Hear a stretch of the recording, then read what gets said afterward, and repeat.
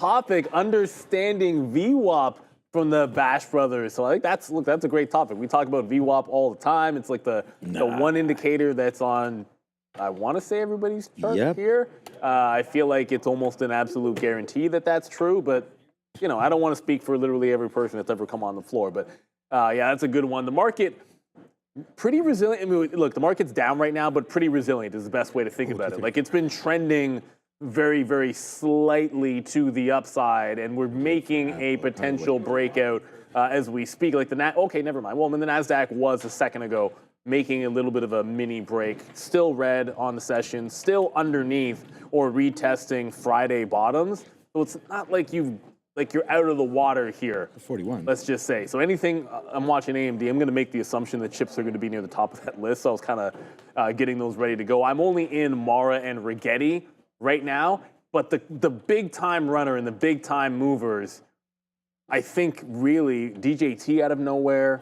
There was one heck of a bounce off of VWAP. Speaking of VWAP, on Tesla, it'd be interesting if it were to get down to VWAP. I think you got to take a shot at it there if it gets back. So Tesla went green, kind of slightly red again. That was a super strong one. And then DJT out of nowhere, 1 week before the inauguration. It's just barcoding or bull flagging, I guess is the correct term, up here at this top. I kind of feel like this really wants to make a break. You know, you tell me, but that looks like a stock that's just poised to break out of the high. So got to keep this one on watch this afternoon. Got to put Tesla on watch. Of course, crypto still lingering around 92,000. Good word. We're definitely not out of the water on Bitcoin. Losing that 90,000 just might not be today. It bounced once, but the fact that it's only at 92, not very good. So if you're looking at small cappers or squeeze names, feel like DJT's at the top of the list right now, but you let me know if there's anything else moving. This is the one I'm going to have up on the side chart. Yeah, what's up, everybody? Okay, so I'm just doing my thing here. We just reshorted SMCI. This is we have a loser on board today. SMCI. We started it there at the 200 period at the time, the 200 period. And right now we notice that, yeah, we are underneath a little bit here. We got stopped out there at 31. So this is like a new starting position. I saw this 20 up there. I don't necessarily want to get that high. We just shorted right there into 05s. We got stopped out at 01s. So too bad, but that's my newest position right now, SMCI. We're still in a lot of these, man. Mom Spaghetti, we keep talking about that. Rigetti right now at the day's low. And that was a great trade there. Still in it, right? We try to hold things a little bit longer these days to make sure that we can get these winners on board. So that was a good one. Apple was early. SMCI we're working with. IBIT. I mean, we'll get over all these. I mean, I'm interested to see what we've been voted on. We do learn that a week from today, of course, as Neil mentioned, the inauguration there with President Trump, and this was on the first show. Martin Luther King Day also. I didn't even realize we have a vacay. Is it usually ever? I don't know if it's ever been on a holiday. The inauguration? Well, I mean, it just seems, does it not seem weird to have the dual focus on that? Like, I don't know. Martin Luther King Day might be a random, it might be every Monday. Like, it might be like the fourth Monday. It's always a Monday. Yeah. Yeah. So then it's just a fluke, basically, that it runs into inauguration. I would assume. You said you're not watching. No. Well, I mean, if I'm sitting at home, I probably won't be. No, I mean, I don't know what am I looking at? On days, look, here's the thing. What am I looking at with the inauguration? Like, oh, great. Like, what is he going to get? Like a scepter? Like, this and that? Like, I don't know. I'll probably be cleaning out the basement or something. And if I am, then I got a TV down there. Or if I'm like, oh, yeah. I don't know. Yeah, like usually I'm just on a day off. So I think there's a difference between watching it and having it on in the background. Like what are we expecting to happen here? No, I just probably have it in the background. So for example, the interesting part when we saw President Carter there was the fact that you got to see Obama beside Trump, and you got to see all those interactions. To me, I think that's something. You know what that I'd look for. Are we expecting fireworks? Right? You know what they say when they're talking to each other? It's just like, hey, remember when I said in that campaign ad and I called you this, and blah, blah, and then they're just joking about it because are they joking? Maybe. I don't know. I don't think Trump's the guy to joking. I mean, maybe. They seem to be a little bit. I mean, I don't think Trump is dealing. He's not everybody got talked to. Not talking personally to Hillary or anything like that. You know. Well, that's a difference. Like, yo, pass me your casserole recipe. I don't think. I'm gonna go out on a limb and say Hillary ain't making no casseroles. I'm just saying. Yeah, I know. She's probably not. Yeah. She's too busy looking for all those files still, I think. I mean, they went missing, all those emails. No, it was the emails. Did they go missing, or what happened? Well, it was like 10,000 that they did hand over. Oh, okay. Handed over. Votes go missing. Emails go missing. Trudeau is missing. We know nobody knows. Yeah, we know. The problem is we know exactly. Sharif's up there worried about getting murdered. I mean, there's lots of stuff happening. There was a weird conversation. We have a lot about, happening right now, man. Crime in the GTA that was going on. Yeah, I mean, pretty. I will simply say this: There's crime. I am on the subway in Toronto every single day. Okay, every single day. And what I see crazier stuff on YouTube, or I don't really use TikTok, so I see things on YouTube. Wow, yeah, I mean YouTube. I see crazier stuff in the New York online than I ever see. Oh, in New York, Toronto. Bing Bong. Yeah. You know that. What are you gonna do? SM. Okay, Ramin's saying it's a time I take the subway because I only ever take it during rush hour in the evenings and then really early in the morning. So that's fair. Like I only take it at those 2 times, and I've never had any issues. I thought Rush Hour would have been bad. That was a pretty good movie, Rush Hour. And there was even 3 of them. Yo, the first rush hour. Yo, what happened to my guy Martin Lawrence, man? Is that guy still around or what? SMCI taking a piece out. But you're thinking. No, I'm thinking about Chris Tucker. No, I know, but I was thinking about Martin Lawrence the other day. What's he done recently? Exactly, because Rush Hour is Chris Tucker and Jackie Chan, isn't it? Or? Yeah, but you did Bad Boys. They did another Bad Boys movie like last year, didn't they? 2 years ago. They made another Bad Boys movie like just a year or 2 ago, straight up. Was Will Smith slapping him around or? Yo, what's up, Randy? I swear I hit this button. Hit it and again. then it did the. Integrity, Neil. No, but that's the button I hit, and then it did the choke drums. Oh, Ramin hit the choke drums. Okay. Well, overriding my Will Smith action right in there. Can't do All right. The one person we are not going to ever override is Sharif. It's true. What does that even mean? He's over at the screen. Let's hit this rundown. Sharif overridden. We have Welcome back, everyone, to the Afternoon Rundown, the show where you decide what we talk about every afternoon. The big boys locked and loaded, ready to look at the tickers as decided by you. So join Joseph and I during How to Trade during the midday and get into the chat and vote for your favorite tickers every single day. Here's a look at the NQ. It's decidedly red, down about 2/3 of a percentage point right now, with the ES following behind 0.14. The Russell 2000 also negative, but faring a lot better, only down 0.5%. And the Dow up decidedly today, 2/3%, as we continue to watch the Dow recover a little bit after multiple red days to end out last year. DJT, the #1 ticker as decided by you guys. I think I'm still involved in this guy right now. Knock in the door, guys, of $41, taking it out right now, up 16%. No specific catalyst on this except to say that, the stock may be moving ahead of the inauguration, guys, on the 20th. Absolute fairness. There isn't a rule during this segment, and I'm just gonna propose this for now because we have the big screen up there. It could actually be showing Adara's or Sharif's trades for the day. And don't get me wrong, I'm eyeballing DJT for some potential trades, but I wasn't trading it today. I know Sharif was all over this long, so I don't know if we ever in this segment want to just go over some of his trades because I don't know exactly where he was getting into this. But if it was anywhere near VWAP, which is the lesson tomorrow on the midday from the Bash Brothers, then that's an absolute banger. And as we said, I don't know, inauguration, this, that, whatever it might be. It just broke out the high of the day on DJT, and it is unabated to, I shouldn't speculate, but it's got $45 is a pretty significant level. And when you look at the local breakout, this isn't nothing. This actually got a little bit, consolidative. Ooh, good word. And that's like a It's kind of a word. I guess it's kind of a... I think it's a real word. And now it's breaking out. And the next stop looks like 45. I mean, I'm favoring looking for some longs this afternoon. It's the only thing I see breaking out the highs. I mean, the market gets to the high, but the market won't break out the high. And if that's not going to be the case, NVIDIA's not doing anything. Tesla's not really doing much of anything. AMD's just chilling in this 116.5 to 117 range. DJT seems to want to go.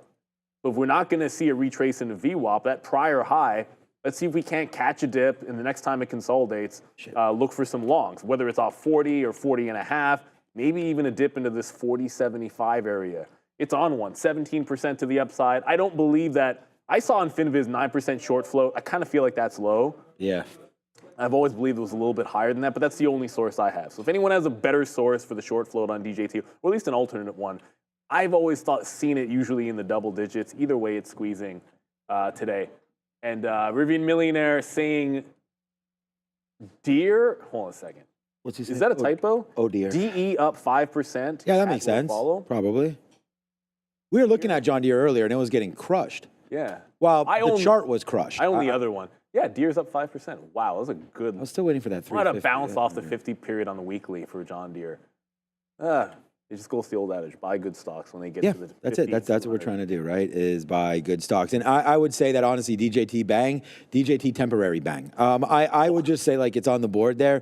If you're in this name today, congratulations. I mean, you didn't want to be in it today unless you're in it off the open because that was great. In it right now, that's what I'm trying to figure out. Is this the right play to be in right now? Now the thing is like we can always look back and say, wow, this was a great trade. Like should have been in this or what was going on. But at the end of the day, it has to make sense to you. And I just like these breaks, if you just take away the symbol and we don't look at what the stock is, this looks pretty good to me, right? A pullback in right here into $40, $41, 40.80, and then trying to hold this 50 period moving average. I mean, it did it right there. So if you're going to go long this name, pretend it's not DJT, I think 40.50 is great into $40. I think you wait for it, you wait for 50 cents downside. But for right now, punching the highs to me would just seem with the market right here like this, and I know it doesn't follow the market, but with the market heading to the downside, we've taken advantage and reshorted SMCI. But for right now, man, the Nasdaq's to the downside, and honestly, this is a huge run for them. It's broken through. I would say stay long until at least you break back down below this 39 if you like the stock. So that would be, to me, into this level right there. We've broken it. That's $39. So I'd say stay long into 39. Once you break that, then I think you probably do retrace back into 34 and you see if you hold the 50 period moving average. But like, what are we expecting, right? You actually had this funny headline earlier that you showed me that he was going to announce that they've captured some sort of an alien or something. No, it was that he was going to release. It was like UFO files and JFK files on True Social.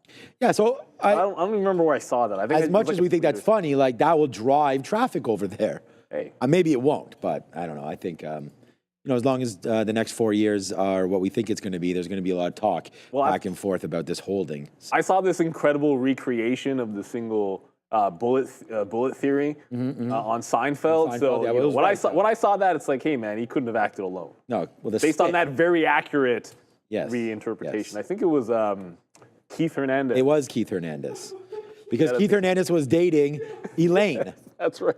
And Keith Hernandez was dating Elaine, and they went through that, and that's when they tried to poke holes into that. I always remember it's Keith Hernandez and Walt Frazier. Was at the hair club for Walt Frazier. Was he? No, they both hawked like a hair coloring product. I think it was. Okay. Walt Frazier was the point guard for the Knicks, and then it was Keith Hernandez.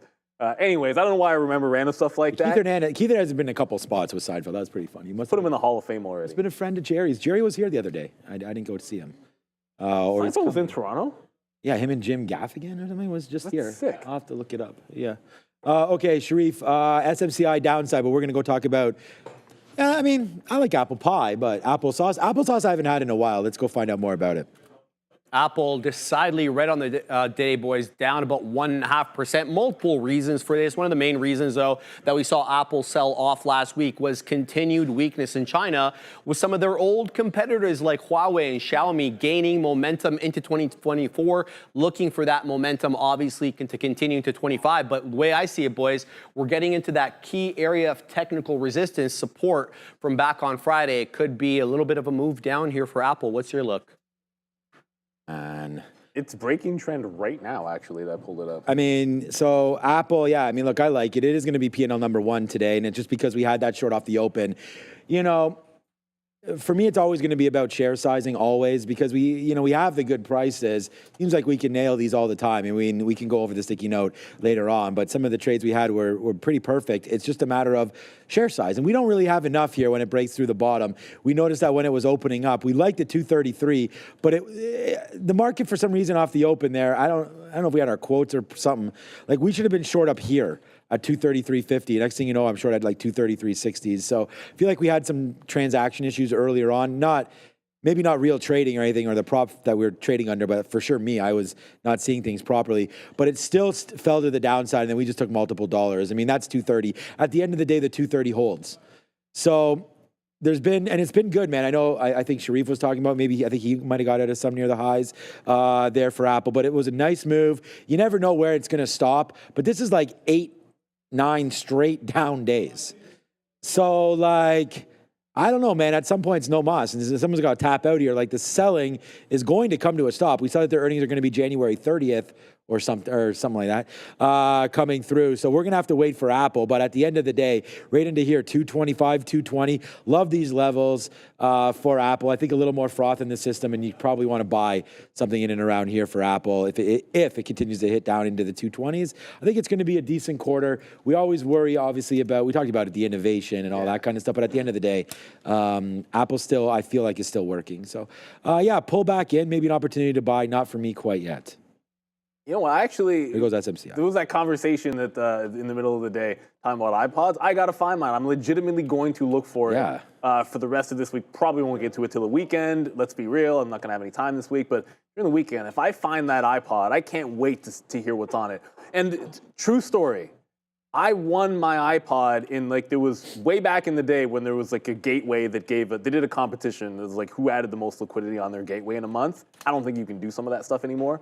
And then I won an iPad because that month on a particular gateway, I was in I think I was 10th place or something on that gateway. And I got an iPod. And I'm sure it still works because it's an Apple product. But just quickly, before we get to some business, Apple just broke trend since here. So there's a turn, resistance in the morning, turns into support, and then there's your trend line. This is 233.80. As long as it holds that consolidation, doesn't make a fresh high, I'm going to look for the trend short. I don't know if it gets to VWAP, but if the market doesn't want to break out, I want to take a shot at this. But you know what else we should be taking a shot at? What's that? Hive Digital Technology, Sean. Oh, okay, yeah. HIVE on the NASDAQ. Why? Because they're pioneering the digital transformation through sustainable AI solutions and Bitcoin mining. A global leader in cutting-edge data center operations with over 2,700 Bitcoin on their balance sheet, Hive consistently tops the industry in Bitcoin mined per exahash and is redefining the future by powering the world's most transformative technologies with efficient, green, and clean energy. Learn more by following them at Hive Digital Tech or at hivedigitaltech.com and sign up for the Hive newsletter for updates. Scan the QR code, check the link in the description. And let's go talk about some SMCI tanking again. Is it really a tank? I'm short. Percent, guys. It continues to drop. It's well off the lows, obviously, that we dropped into to start the trading day. Most of these chip stocks are weak on the day ahead of new White House restrictions on the export of advanced AI chips. NVIDIA CEO Jensen Huang coming out and saying that he sees this as a bit of a redundant step, guys, as most of the chips being added now to the export ban are already used widely in gaming.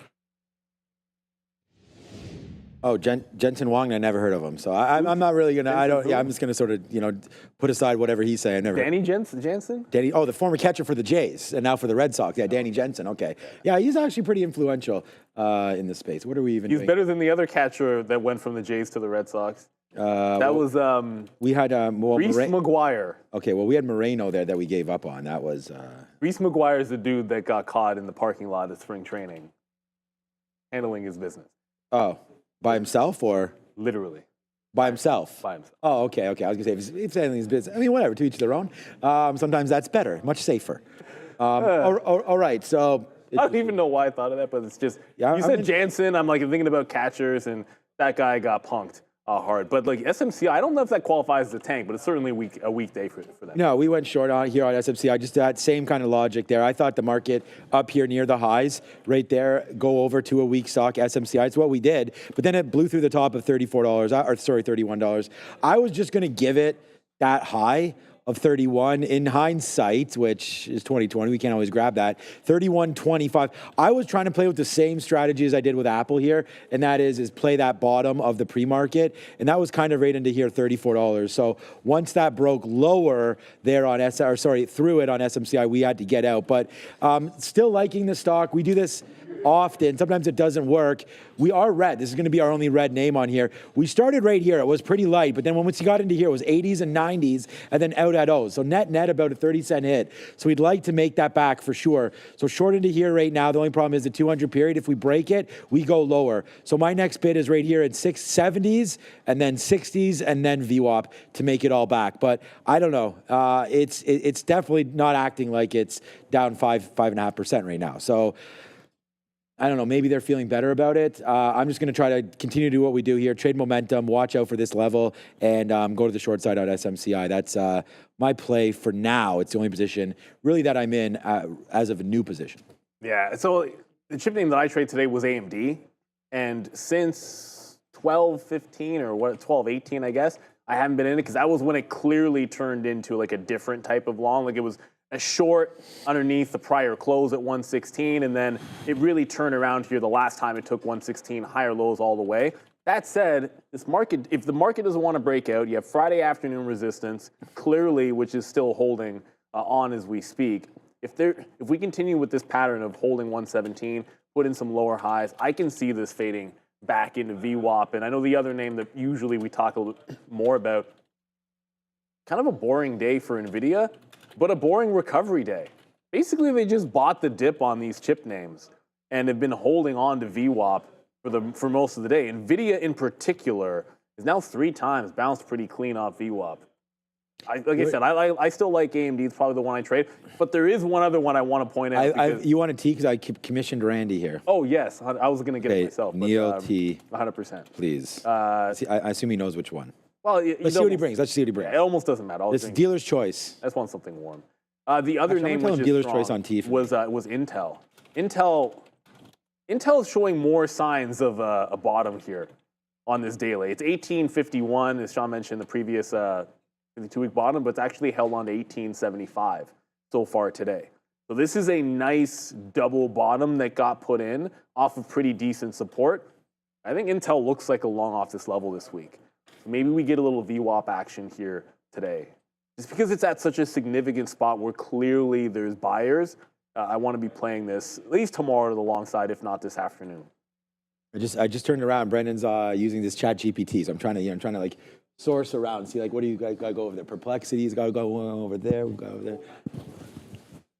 I got chat GPT, yeah. So Ramin's letting us know that it's a chat GPT family. Use them all. So, yeah, nothing wrong, and I think that's good, right? Use one until you find out which one you prefer. All right, let's go over now to the screen again. Coinbase next, guys, over 5%, just breaking down again near those lows. Obviously, shares of crypto in general, red on the day with Bitcoin defending that $90,000 area. We'll talk about the one that's really red on the next topic, but specific to Coinbase today, Keith, Briette, and Woods maintaining market perform, but lowering the price target, guys, on Coinbase to $255. I like Coinbase, honestly. I just, I think a lot of us were hoping that this 90 area would hold, and so far it's holding on Bitcoin, right? I mean, it's down to 91.9. I mean, we dipped below 90. We dipped up to 93, I think, earlier on today as well.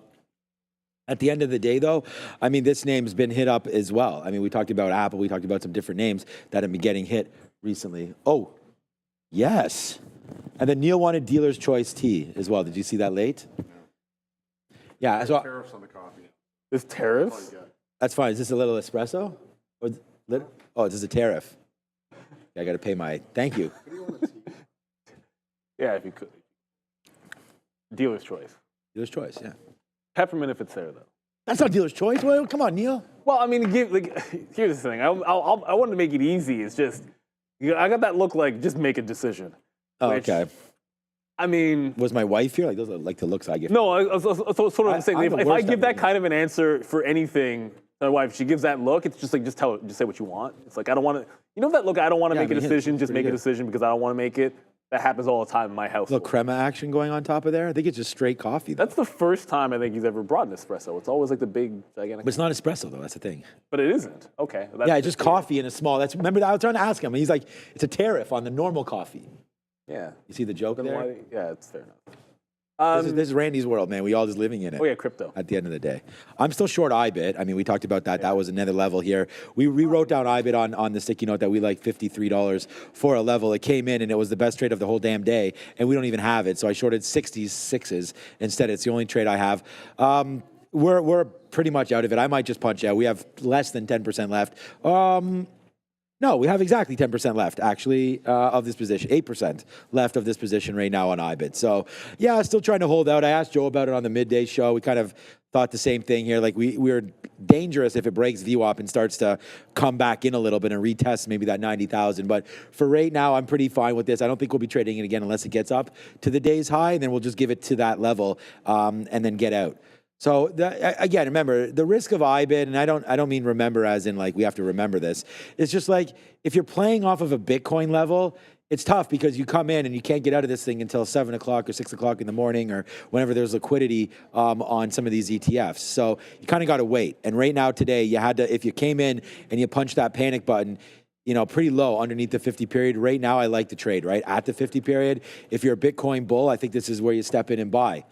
For me, it's a little too early. We talked about that. I still think there's a little bit more downside in this space, like maybe 83, 84,000 for Bitcoin. But yeah, I'd feel comfortable doing this. I think we're heading a little bit lower.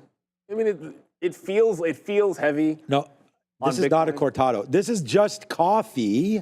Just a little bit of, this is just coffee. Which is just weird. It's not espresso. There's no foam. It's not a latte. It's just weird to serve a regular coffee in that. Is all. That's Randy. He's got jokes. Randy's the man. Oh, thanks, Randy. Sometimes you just want like a warm. Randy, next time I want a cortado Drink. By the way, we have a very fancy. Don't laugh. Machine. We have our coffee machine can make flat whites. Brendan showed me that. Legit. It can make most likely a cortado, which I just saw. Actually, my Starbucks order, which I couldn't Can't go. turn the thing on in the morning. It's ridiculous. I wanted to. Oh, it's fancy. It's like it has an auto start thing, but if it's not on, I don't know how you turn it. Look, I just opened up. You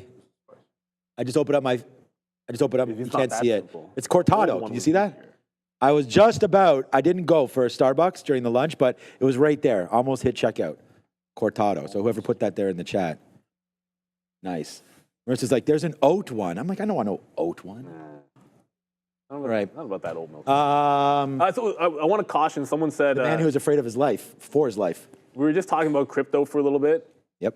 Mara, while at the lows or working off of the lows right now, I'm going to get out if it breaks like 82, I think, right now. But the one concern you would have, or maybe it's not a concern if you're long, he actually is trying to hold out under this low from December. Like it wicked this bottom and holding. So that's 16.6. So Mara has a decent chance. Like it had a little bit of a rollover, so I shorted a lower high, but it's holding out on that level on the daily chart. So there's at least a chance that if we hold 90,000, this could go for a little mini squeeze above 17. But I have my stops in here just above the 80 level. And John Womack, to my knowledge, there's no Dutch brothers in Canada. No, there is. Bros, unfortunately, I have never had the pleasure. We keep hearing good things about it. Out of curiosity, I'm just going to pull it up. What's the stock even doing? Dutch Brothers. Fantastically. Yeah. Apparently is the answer to that question. Yeah, I've heard lots of good things about them. They have a coffee called the Annihilator, apparently. I heard Jim Cramer talking. The Annihilator? From Oregon. What's the deal with that? That just sounds a little too much. It's a lot of caffeine up in there. Sounds like a pitch from the Wild thing. It's an Adara special. It's an Adara special, I think, over there. Yeah, someone there said that Randy looks like my brother. I just put it in our company chat. I apologize for that. Randy is much more handsome. And if he looks like me now, I mean, in real life, you'd be surprised. The guy's pretty much a model. Okay, what's up, Sharif? Let's kill this one more time here. ETH. Oh, I just said a bad word, and then we had blood red over there. Ouch. So, and I will not. Go ahead, Sharif. It's a bad look, Sean. That's what it is right now. Blood in the streets for ETH. It was knocking on the door of 9%, breaking down below 3,000. I mean, there's no specific catalyst for ETH other than to say a whale was offloading about $33 million in ETH at a loss. And it sinks over 11%. Crypto in general sinks over 11% in a week. So we'll have to keep an eye to see if this one can get back above that 3,000 level. Again, the chart on your screen right there is the ETF trading at 25 1/5. I have one beef with TradingView. Look, when I pull up a chart of ETH. Why They're is the it two ETHs. defaulted to jacked up scaling that I have to correct? Like, it's just weird. Like, I don't think I had pulled up an ETH chart in a while. But anyways, this is a daily chart to show you that we all know what's basically happened at 44,000 on ETH. That's obvious. What is happening today is temporarily, knock on wood, a bounce off of 3. So we lost 3,000 to sort of gain it back. And that's obviously the last line. If we lose that on the daily, like you got some room, everybody, and it doesn't look so good. See, and then I go over here to like a 15-minute, and I got to do this again. So there was like a liquidity event underneath 3,000 that it's trying to battle back from. I think if we resolve underneath 3,000, that looks very bearish. Like I can't really put a number on it, but I feel a lot better about Bitcoin than I do ETH on some dips, just percentage-wise. Like I feel like I'm going to be a buyer in the mid 80,000 on Bitcoin, which is not that far away, and I think we get there. ETH, I'm not even sure where that's going to be. Not that I'm eager to buy the dip there. I'm more of a Bitcoin guy myself. But yeah, it's going to be important to see how this 3,000 level holds out in the next coming couple of days, because it's been a bit of a bloodbath. I don't think I've ever traded ETH, and I don't think I would, but we just went over the crypto names. I'm just not a huge fan of what's going on there, and probably worth having a look to see what's going on in some of the other alts, as I see that's what you're heading on over to. Yeah, so I had the idea to try to look at some of that here as well today. Yeah, look, when Ethereum first came onto the OTC, the ETHE, I made more money on that than like, it was ridiculous. I wasn't even on the floor. I was over on the other side trading it, and it was just like, I was just like, holy shit, this was ridiculous. But right now, look at that. The last 7 days, down 18%. Right there, Solana down 19%. Bad. Dogecoin down 17%. Cardano, they're all the same, 18, 19, like anything of any avalanche, like anything of any real importance or the top 10 or so getting hit, right? Of course, Tether, XRP holding out okay. That might be the real winner out of all of this. And I think you can look at crypto the same way. It's like when it's bad, what are the ones holding up? Very similar to what Michael Noss talks about when he talks about trying to find relative strength and weakness in different names and different sectors. It's like, look to see what's going on a day like today. Obviously, it's... yeah, maybe Fartcoin, I don't know. But on a day like today where we've rebounded in the Nasdaq, it's not so bad. But like, well, we're down almost 1.5 or 2% off the open there. You want to look for maybe some stocks or some names that have been relatively strong, and look at that bounce off that bottom for the Nasdaq. Wow. Oh, man. Seems to be strong, man. Seems to be intraday buyers, I feel like, in the NASDAQ, bringing it to these levels. And then we dare ourselves to go short. We went short. It's a good thing. So we got stopped out there, 3105 break on the high there for this spot. And this is, of course, the spot here being SMCI. It does break higher. So there it goes, man. We'll basically go, not basically, we go 0 for 2. We tried it twice. I consider this... Here, zoom in one more time. That's not zooming in. I consider this one shot right here, and then got some out, L. This was much better. Got it out at the high, got some out at 70s, and then there it is. Looks like we got that stop again right there as it wicks back down in again. So we'll lose on SMCI, and we'll figure it out from here. But that name continues to go the other way. You see, I can't believe we're Fartcoin. Fartcoin? I looked Wasn't it up 82 cents that day we were looking. I was looking at it as a joke, and I'm like, wait a minute, this thing went from 68 to 90. Oh yeah. Yeah. So big time coin. Apparently, all you gotta do. Oh my goodness. Come on, Neil. Proper English.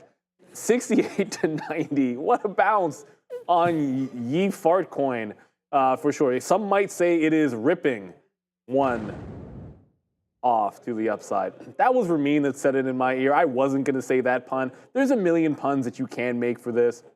But yeah, just watch out for this 95 level. Right. It seems on L Fartcoin. Be Free says, look at Palantir. So before we get to Palantir, we didn't mention this quickly for Quantum. Specifically Rigetti, because I don't think I took a good enough look at the rest of them. Rigetti came off the 8 level, but then there was a lower high at 6. It was like $6.90 to $7, and it's on trend here. But it could break out this trend line from VWAP. If it does, I have a pretty local stop in here. If it's going to close above, it's like 635 or so. So I do have that one out. And let's have a quick look at Palantir. Palantir never really set it up for me. Look, I had on my note this morning, I know I was like, Palantir continuation. Sure, let me just load it up there. But I thought when it was breaking out at the open, we were going to push into that 67 price. Like, that's where I wanted to short it to. Palantir, the last time it did a bit of a breakdown, it had come right back up to that prior close price. So that's the pattern I was looking for in Palantir. And all it's doing is consolidating directly under Friday's lows, like 65 change. So it's breaking down. This feels very heavy on Palantir, and I do think you're going to retest 60 this week, at least based on what I'm seeing. I don't know if we get any chance to play off VWAP, but look at the lack of action on it. So unless you get some kind of you want like a consolidative sideways where you can then roll into something so you can get a move like this. So let it make the next move. Maybe it is going to press into VWAP and we get a shot at those price levels. So we'll have that on watch. I still, of course, have DJT. Still think that could give us some opportunities this afternoon. It's trying to break out the highs. There wasn't any sizable dip when it just kind of consolidated off the high again. So just have to find a way to join it a little bit higher here. Might even just take the next even dollar break. We'll see. The volume's only okay. It's good, not great, the volume on DJT. But it's the only thing breaking out on a small cap stage that I can see. So we just had we just had 20 cents in the money. We didn't take it. We just shorted Amazon right here. I was actually bidding down at O's right into around here. It didn't come in, but look where it just went to 07s there. So we're short here at 25s into 07s there. Didn't take any out. Silly of us. Well, we were actually sitting at O's there. So we just missed it. So we're now sitting back to see if we can regain that trade. So if that comes in, that'd be good. 218. Okay, what happened? Okay, we just got short there. So I was going to say our stop is like 60s. So breaking through here. Looks like the market wants to continue to go. We're not trading very big shares here right now. Like, we don't have the conviction that we would have had earlier on in the morning at all, especially when this market, right? We talked about the strength in the afternoon. I just don't know if I want to go long until we break above here. So I'm going to keep on trying to figure out that this is maybe the top. And if we're right, then we're going to get a huge flush. If we're wrong, then we get out and then just reassess. It looks like right now Amazon, again, where's the stop going to be? Look, this is a 30-cent hit if it goes up. So we were just in the money, 20 cents basically, and we didn't take it, so we're fine. We want to try this. Again, here's the 200 period moving average on the 5-minute chart. It's right here at 60. I don't want to dare it to break because I don't want to wait all the way up here to 219. Like, I don't want to put on too big of a loser here just because we're trying something. So we're going to watch it here breaking through 60 right into there. If it breaks higher on us on Amazon, then we're going to be gone on this one. I shouldn't say it. Well, looks like we'll be out of this soon. I'm not super surprised. Like now, so now we're 20 cents out of the money. Like, I'm not surprised that the market's back to the upside there. We've talked about 21,000, and right now we're trying to get there, right? We're at 20,900. Nice dip by into the 700s, and we had shown this before. This is a larger time frame. This is a 30-minute chart here on the NASDAQ. You still got to get above right there. So that's 20,900. So the dip, it's like on an island down there. There we go. We just got stopped out of Amazon. Now that sucks. But right down there, a little bit of an island there. So are we going to now reverse into a long? That's really the question. So an L there on Amazon as it breaks through 60s.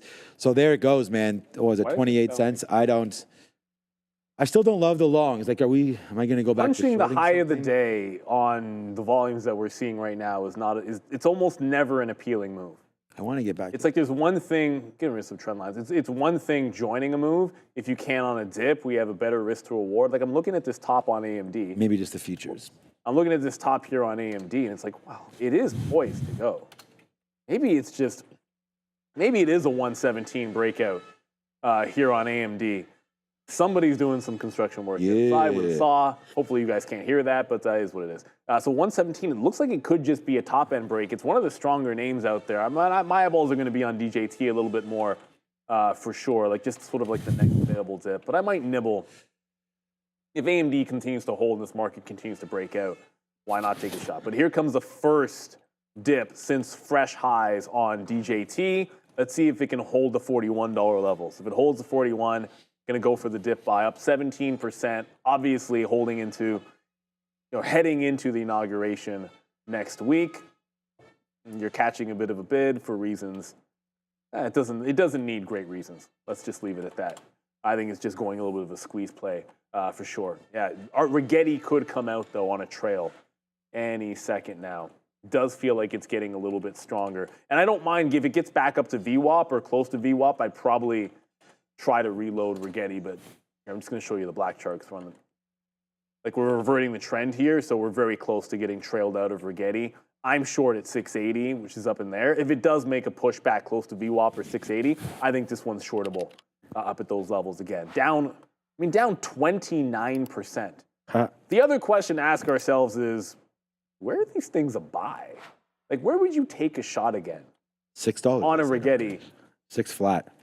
Yeah, 6 flat's right this here, right level. now. Whoops. 6 flat is this level, which is the 50 period, but it's down 30% and not bouncing that much today. Like, if it doesn't really do much of a bounce and you just keep the downward trend, like, who's to say we can't get to like $2, $3? I feel like there's way too many people to be interested in buying down there. That's the problem. Maybe like a lit grab underneath the 50 period and then catch it on the way back up. All right. So we were like, oh, okay, first of all, I don't have that many shares, so let me just figure this out. I'm still in Rigetti. We're still in that. I mean, we got a good price there on that one. All right, so I was just like, all right, if we're going to do something, instead of just sitting here, there's the TQs. They just broke through the top right there. So, There goes. you know, looking at this, it's fine. Like, our net's not really, we just lost shorting Amazon. So boo on that one. We decided to go over into the futures, trying to give it to like this 75, 80. That's kind of that spot. I do looking at this though, the NASDAQ, the ES went red to green right there. The ES is green. So we got to watch out for that. 75.46 is here coming into play. That would be that sort of that move going red to green on the NASDAQ, not holding this $1 higher just to get run over to see that move happen. So we'll probably, I was looking, these are dark pull prints at 8 o'clock, so I don't hold too much weight to those. However, like, why? What? Like this right there, like if I'm going to say like, oh, I don't really care too much about dark pools, well, right into there and then right into there. So there's the dark pool bottom that happened already, right? So I say like, what's up with that? And then you have a look again and say, well, maybe that is the top. So that's 75.80, a little bit northbound of that, and we'll see about getting out. Right now we're short at 60. It's a small trade. Maybe we'll take one more piece in and around 80, but after that, man, not too much love here for the futures coming back to the downside. We love that. 50-period moving average is not until 30s. So I think if we go from high of the day back into the 50-period, that's a good spot. So for us right there, that would be 30 cents worth of risk. So I feel like getting stopped out around 75.90 is pretty reasonable. I mean, we got to have some kind of risk plan. So that's what I'm going to do right now, see if we can get away with that. So right now, TQs, shorting another third here. So basically, we shorted 60s, 70s, 80s. And that could be wrong. But, you know, with this day and age, we never know what news is going to hit or what. But maybe it is a DJT type of afternoon. Maybe it is something that is moving. Tesla, obviously, as well. Did the S&P go? Yeah, there it is. So there's the S&P green. Now up half of 0.05%. In addition to, remember Deere was like 5%, Cats like 3%. There's a pretty hefty rally going on. I mean, elsewhere too. Look, I know AMD, NVIDIA's down 2.6%. The NASDAQ is down 0.5%. The ES is actually dead flat. ES is up it was 0.01, now it's exactly flat. So you have a bit of the tech are not the jam right now, but they look like they're trying to go. So there was the breakout on AMD. I'm going to buy the dip back into the prior high, which is 116.75. And then, as you said, DJT, it might just, like maybe it's just a 42 break. Because cancel that one. We just tried to get a dip off the quarters, which didn't happen. It just made a fresh high break and then pulled back in and didn't quite get to the 50 level. It might end up just being a 42 even break and then see what happens on a 42 even break. There's a lot of room on the daily chart. Like, crazier things have happened than DJT just making a clean break through 42 and giving you a scalp trade that you can hold on to. But I would have preferred a dip buy. I'm still on the bid in case we get it, but it's now 10 cents away from breaking out this 42 level. So it could just be a DJT type of day ahead of the inauguration. What else we got going? Tesla, I still feel like Tesla could do something for us, but no 400 breakout yet. This could be good on Tesla. It's trying to break a little bit of a trend here on Tesla. DJT is about to break. It's at 41.99. Oh my God. So Tesla looks pretty good. I might slap this trend line on. DJT, did it break? Yeah, it did. Why is my quote all jacked up? I don't know. I got out of IBIT there. Yeah, we did break. Okay, I got out of IBIT. We'll go over to DJT in a minute. I just got out of IBIT right now. We'll go sirens up. I mean, we're short already. We're short the market here. If it blows up, even though we're only in 5% or whatever, we were 8% of IBIT, we're going to get it out and then work with it from that point because, like, I like the NASDAQ. We just took that short. I'm going to try to take 10 cents on 10% of this position right here. Short at 60s right now. It just bounced off my left. There we go. And there it is right there. So, all right, it's been a little bit of money right there. 10 handles. So it's 10 handles in the money and going lower, Neil. Here we go, man. Thank you to everybody in the chat that's like, dude, just go back over to the futures. So we do that right now. We'll see if it can print a little bit lower. There's an out at 45. Can we get a little bit lower? I'm also bidding 41s as well. Yes, sir, Neil. Oh, yeah. And there it goes, man. Wash that back in to that downside there for us on the TQQs, man. We stay with the futures, man. Good trade right there. Coming back in now, futures. So far, so good. Come on, bring it back, man. Bring it back. We just said into the 50 period would be good for us. So here we go, man. More outs at 34s, Neil. Yes, sir. It's 40 handles now in the money as we continue to go lower right now on the TQQs. So good trades. I know it's 40 cents, but generally we've done the math here. About 40 handles. Nice downside pressure spot right there for us. Right into the 50 period moving average. All right, Barry Horowitz right now. Little tap on the shoulder there. Good move there for the TQs, man. 35 handles. We'll take it. Let's only leave half. Let's put a bid right there at 36s. There it is. Yes, sir. Now we're in half. House money as we go right now, baby. So let's go. I like this trade right now. So we're ready to go now on this. It's too bad we got out of IBIT there. Oh, we just got... Okay, we got overfilled on IBIT, I guess. We got a bid lower. Let's get out of this. Let's just punch out immediately there on IBIT. All right, so we're flat on IBIT. We're just short. Short Rigetti, short the futures. Let's go. Let's go. And I just heard something about a ceasefire deal in my ear, but that probably only moves oil, so watch out. If you're trading oil stocks, there was talk about a ceasefire deal. DJT did break 42 even. I got fives on a bit of a slip there, but it just tagged right into the quarter level and continued to head higher. So we're going to tighten the stop up, see how far it goes. Like here's the volume. Like right away, just a huge volume candle, chilling out, able to hold the highs, and then immediately you can sort of see it slow down a bit. So I needed to re-engage, and once the volume comes back in again, then we can judge how far. If we're going to go to the half dollar, which it seems like we want to go to the half dollar. I want to get an order out at the half dollar. We also got a dip buy on AMD. That just came right back into the prior high. So there is your prior high. I got 116.88. Going to give it to the 3/4 mark. See if it can't get back up to the 117 level on advanced micro devices. So DJT obviously going to be the new one. It might not care what the market does. And if that's the case, we'll just see how far this one wants to go. Every 50 cents, I think, will be resistance. But the initial push was 42 into 42.25. So like that first push was really only like a 25-cent push, and we'll see how far it can go from here. What's NVIDIA doing? Anytime I'm in AMD, I want to double check NVIDIA. NVIDIA's coming back into VWAP. So this one could be bleeding a little bit here. AMD's been stronger most of the day, but I got to keep some eyes there on advanced micro devices. So DJT looking pretty good. It's AMD, the long that I got to worry about here, because DJT's seeming fine. After 99 trades, man, TQQs ain't one right now as we just sit back and relax again. Big time winners on Rigetti today. Big time winner right now on the futures. So there it is. What's up, Kyle Burdett? He says bang, bang, bang right now as the shorts start printing in. And I mean, yeah, man. We cook in there, Big Kyle, right there on these shorts. So we just sit back. I mean, you could see my demeanor and everything has really changed, man. Now that we've got these strategies down and we've really been able to back test and seen some of the strategies work out for us, it's a very, very relaxing atmosphere now for me, because honestly, we talk about this all the time. The proof is in the pudding. You could see all of our trades. You can ask us about all the stocks that we've traded today.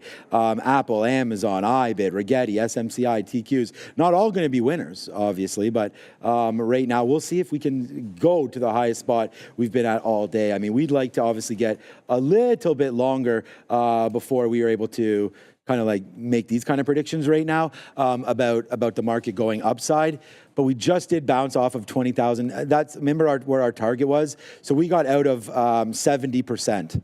of this futures trade, because our target, I said, if we can go high of day into the 50 period, great. So we still have about 35% or so left on this. See if we can push back into here. So right now, just on the futures, we're short in and around here, and it's just about 40 handles or so to the downside, because we have an average price. We don't have the very top. So we are starting to get more and more out right now. I'm going to put one more piece to get down to that 35%. So if we get filled at 27, we will have 35% left on this position, which we may or may not get filled on. My next bid was 16s. And again, there it is. So we get the 27s. Our next bid there was 16s. I guess it was just into this sort of area right here. So if we get a fall back in, that will be a great trade. But yeah, man, we'll be at the highest spot we've been at all day after we get out of this. So unrealized, it's going to be a good one. And I want to thank everybody for watching. Just keep hitting the like, the subscribe. They talked about MACDs tomorrow, something about VWAP on the midday show. That should be a lot of fun. Neil tonight has the recap show as well. Again, with somebody that, yeah, might as well be employed by us at this point. Mr. Noss is always on with Neil as well every Monday. All the guests have run away from me, so I only have Brian Shannon. Well, it's really just, well, I mean, we're really just only we got Michael, Brian, and Raider, Andrew. Yeah, as we'll wait. I just don't want to look. I mean, I can give Danielle Shea's spot away, you know. But actually, I'm gonna find out what's going on. Well, no, she's. Yeah, so she'll be back hopefully very, very soon. I'll actually double check with her. But yeah, we got a super chat from Kyle. He's bugging me. But first of all, Kyle can wait for a second here. There goes the TQs, man. Right to the downside. Kyle, appreciate this one. As real traders unite once again. There's the futures positions, man. I'm the only one that will trade futures here. I don't.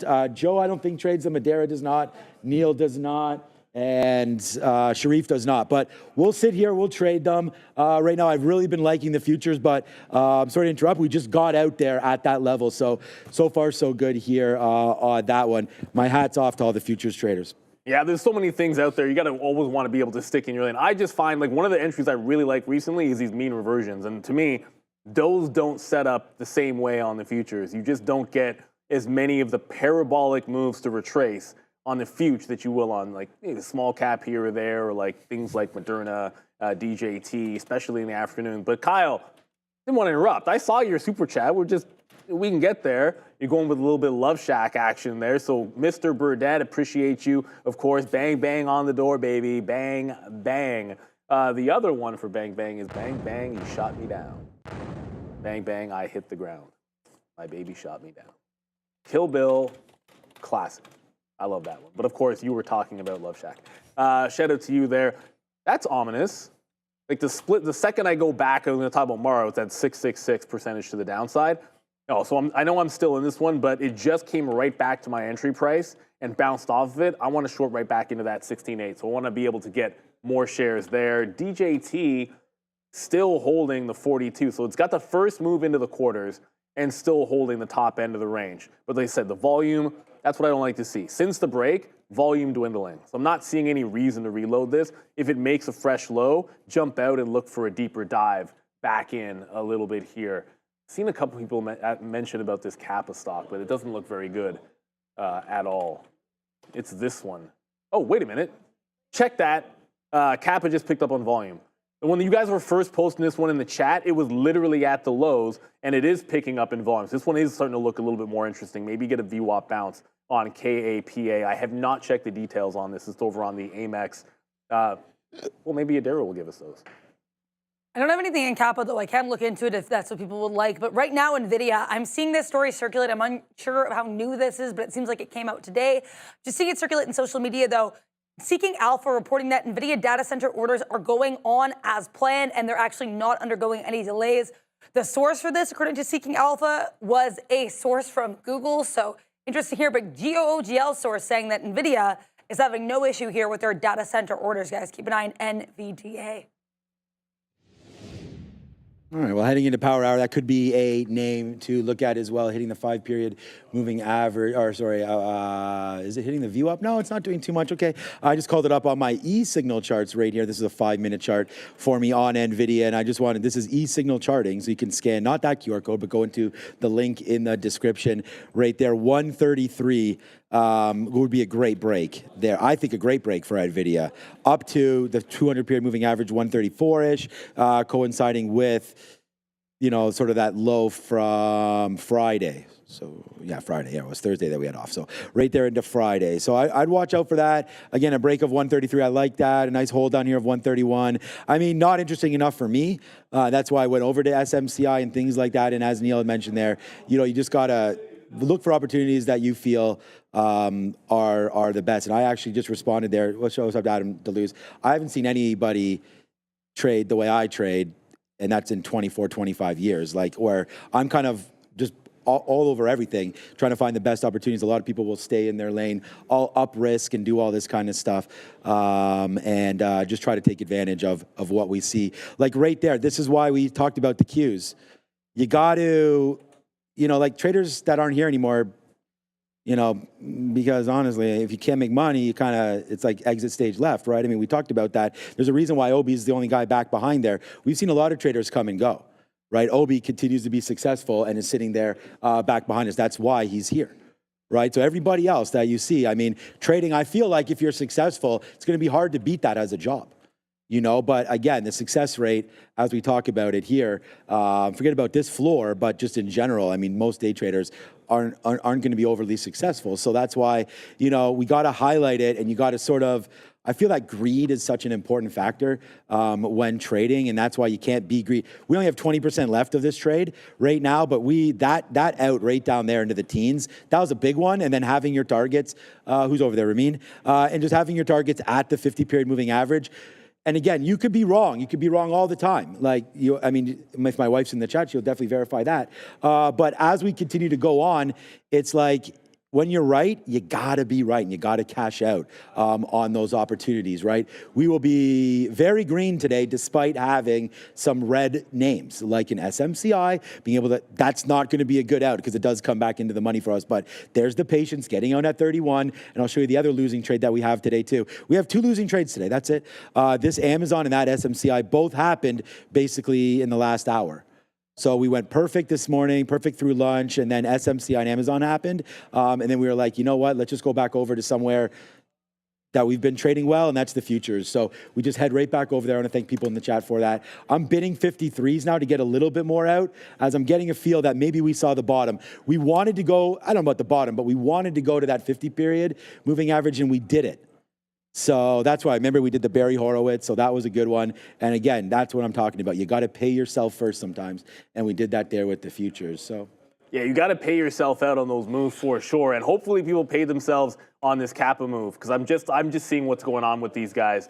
So it did like strong move up, pulling back into VWAP. They're currently presenting at a conference right now. It's the Lithium Partners Investor Healthcare Summit, and they presented starting at like 2 o'clock.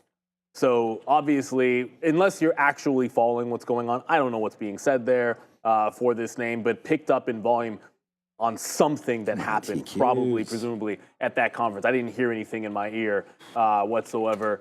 So AMD, heard something on Starbucks there. So AMD's trying to get back above 117. It just tagged 17 again to try to get back to the high. DJT's right back at that quarter mark.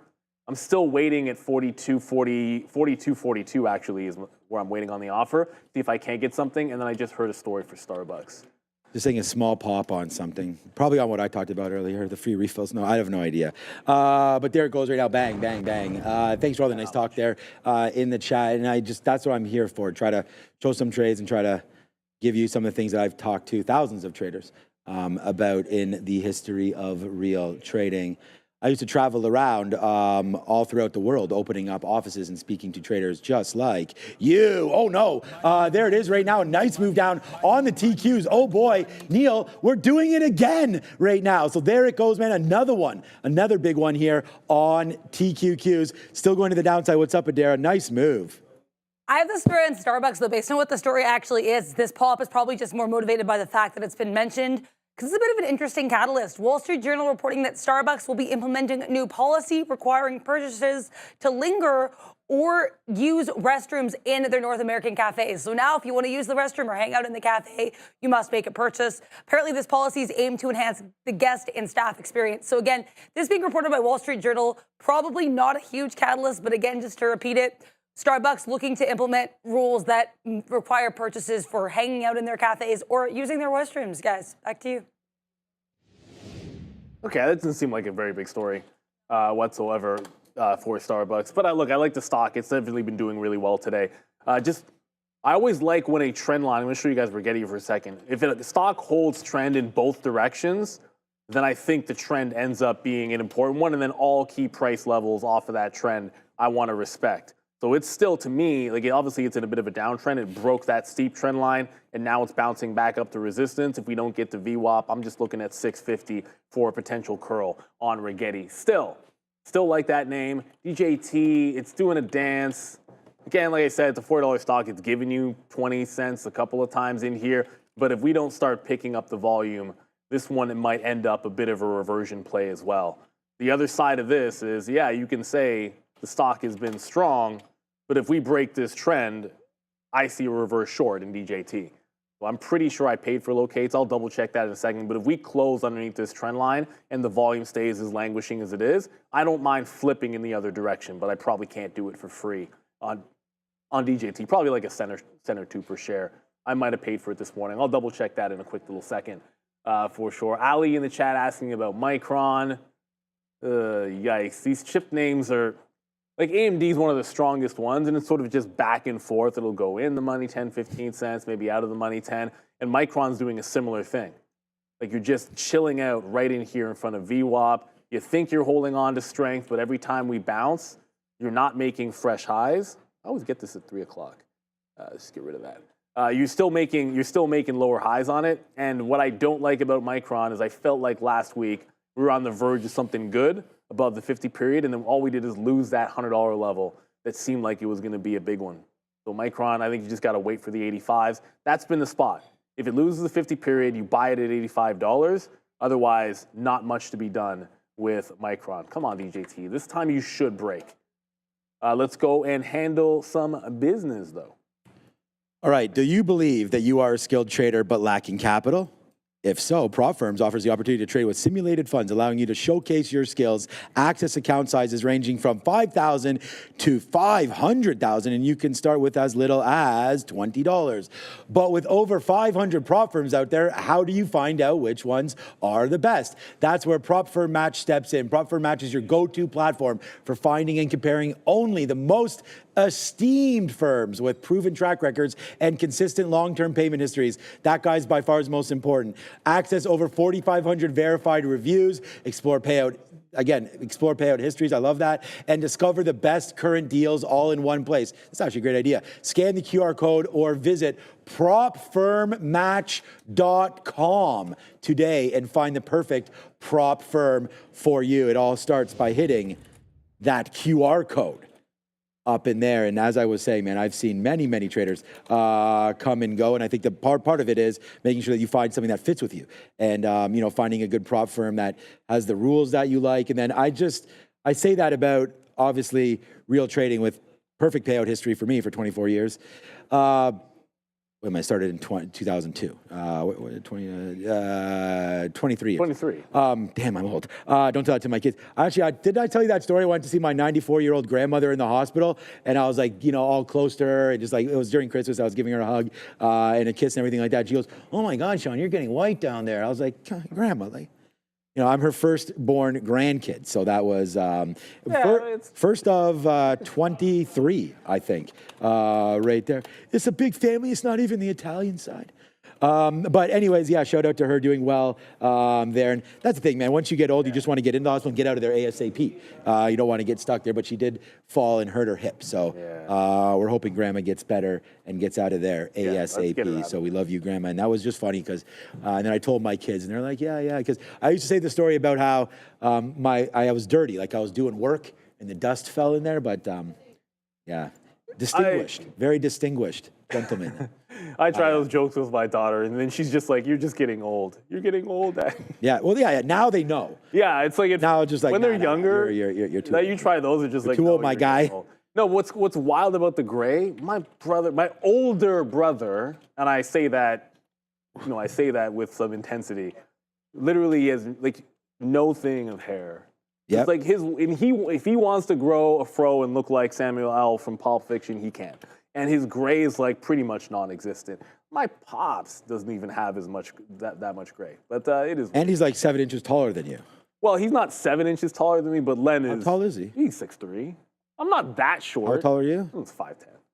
5'10"? Well, he's 6'2.5". I should be honest, 6'2.5". Technically, I'm not one of those people that's fraudulent. Like I'm 5'10" and 3/4", but I just say 5'10". But that said, I've dunked a basketball, so Yeah. you know, legit. Yeah.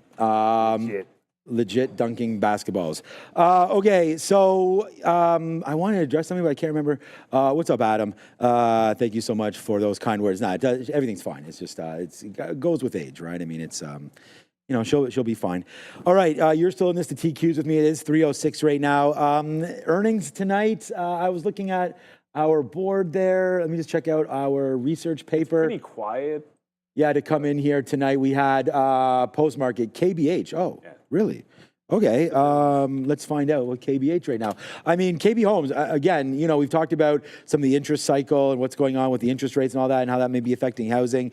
I'm a little nervous about this stock. I think that ever since Trump has come into power here, or not into, well, will be, I guess, at some point very soon. The talk there about mass, and I don't even really know what mass deportation means. Like, I don't know what that even means, to be honest with you. But at the end of the day, that could definitely affect housing, right? I mean, I don't know if these are, when he's talking about getting rid of illegal immigrants, obviously, like, I don't know if that's since the election, housing has been under fire, it seems like. I mean, these highs were right September, then into there's October 21st. This is election time right here with a little bit of a bump, then this huge move up, and then whoosh to the downside. So KB Homes tonight coming through. Adara has sent me the information there. Oh, it's not on there? Yeah, normally she okay, no, it's not on there. But normally we do have the expected earnings, so we'll get that. You can also go to Market Chameleon.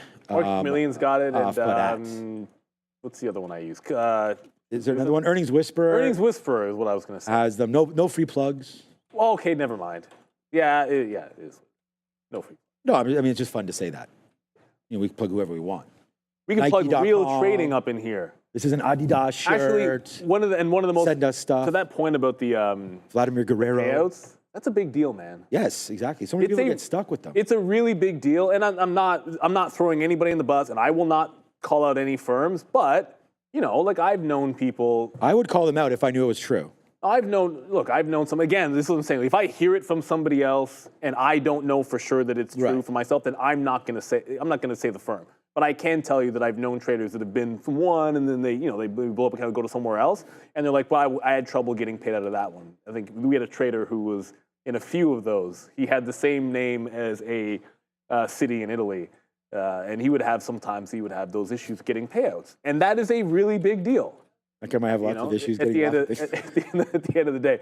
Just a couple of things here. AMD just tagged the 117.20 current highs. It's on trend, but it has yet to really break away from that high just yet.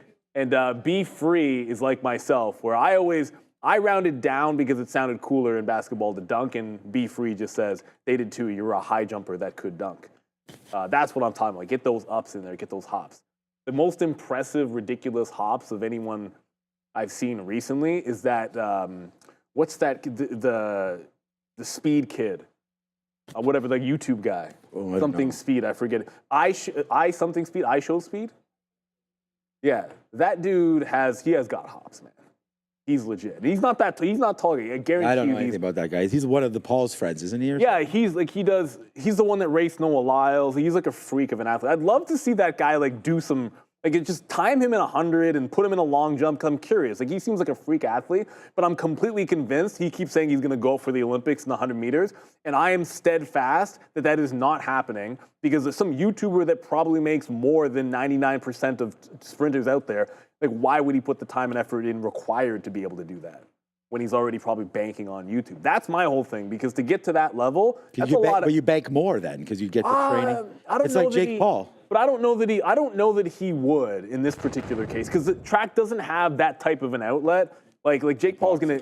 Yeah, like, boxing has that venue with this one-on-one type of stuff. Track should, but they don't. Because they don't have, yeah, they did before. They have to have those characters. Yo, the one-on-one, right? When it's Usain Bolt, when it's the guy Donovan Bailey versus Johnson. Michael Johnson. I was at that thing. Right. That's what I'm saying. The one-on-one event. And everybody in Toronto, Canada was watching that. It was lit. The problem was only Canadians were really super into it because our guy won. Right. But they should be doing more of that stuff, man. Like, yes, exactly. Like one-on-one challenges are sick. See what I'm saying? Track and field. This is why this iShow speed guy. No, I hope he does. I think he would inject. I love track and field. I think he would inject some real stuff, and he's a legit athlete. He's aight, says Roger. He's aight. He's legit. All right. So yeah, we're aight over here too. I mean, look. It's trading's a lonely game, which is I'm glad that everybody's found us here.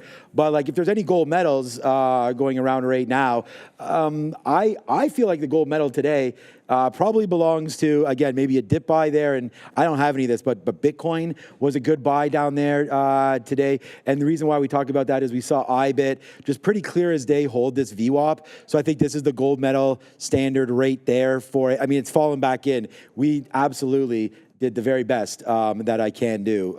Trust me on that one, on shorting here on the TQs. So we did well doing this. That was a good trade for us there on IBIT as well. But this was a pretty good one there today as well. And I feel like, again, it's more of the same. But this Rigetti, and the thing about this was, join me tomorrow.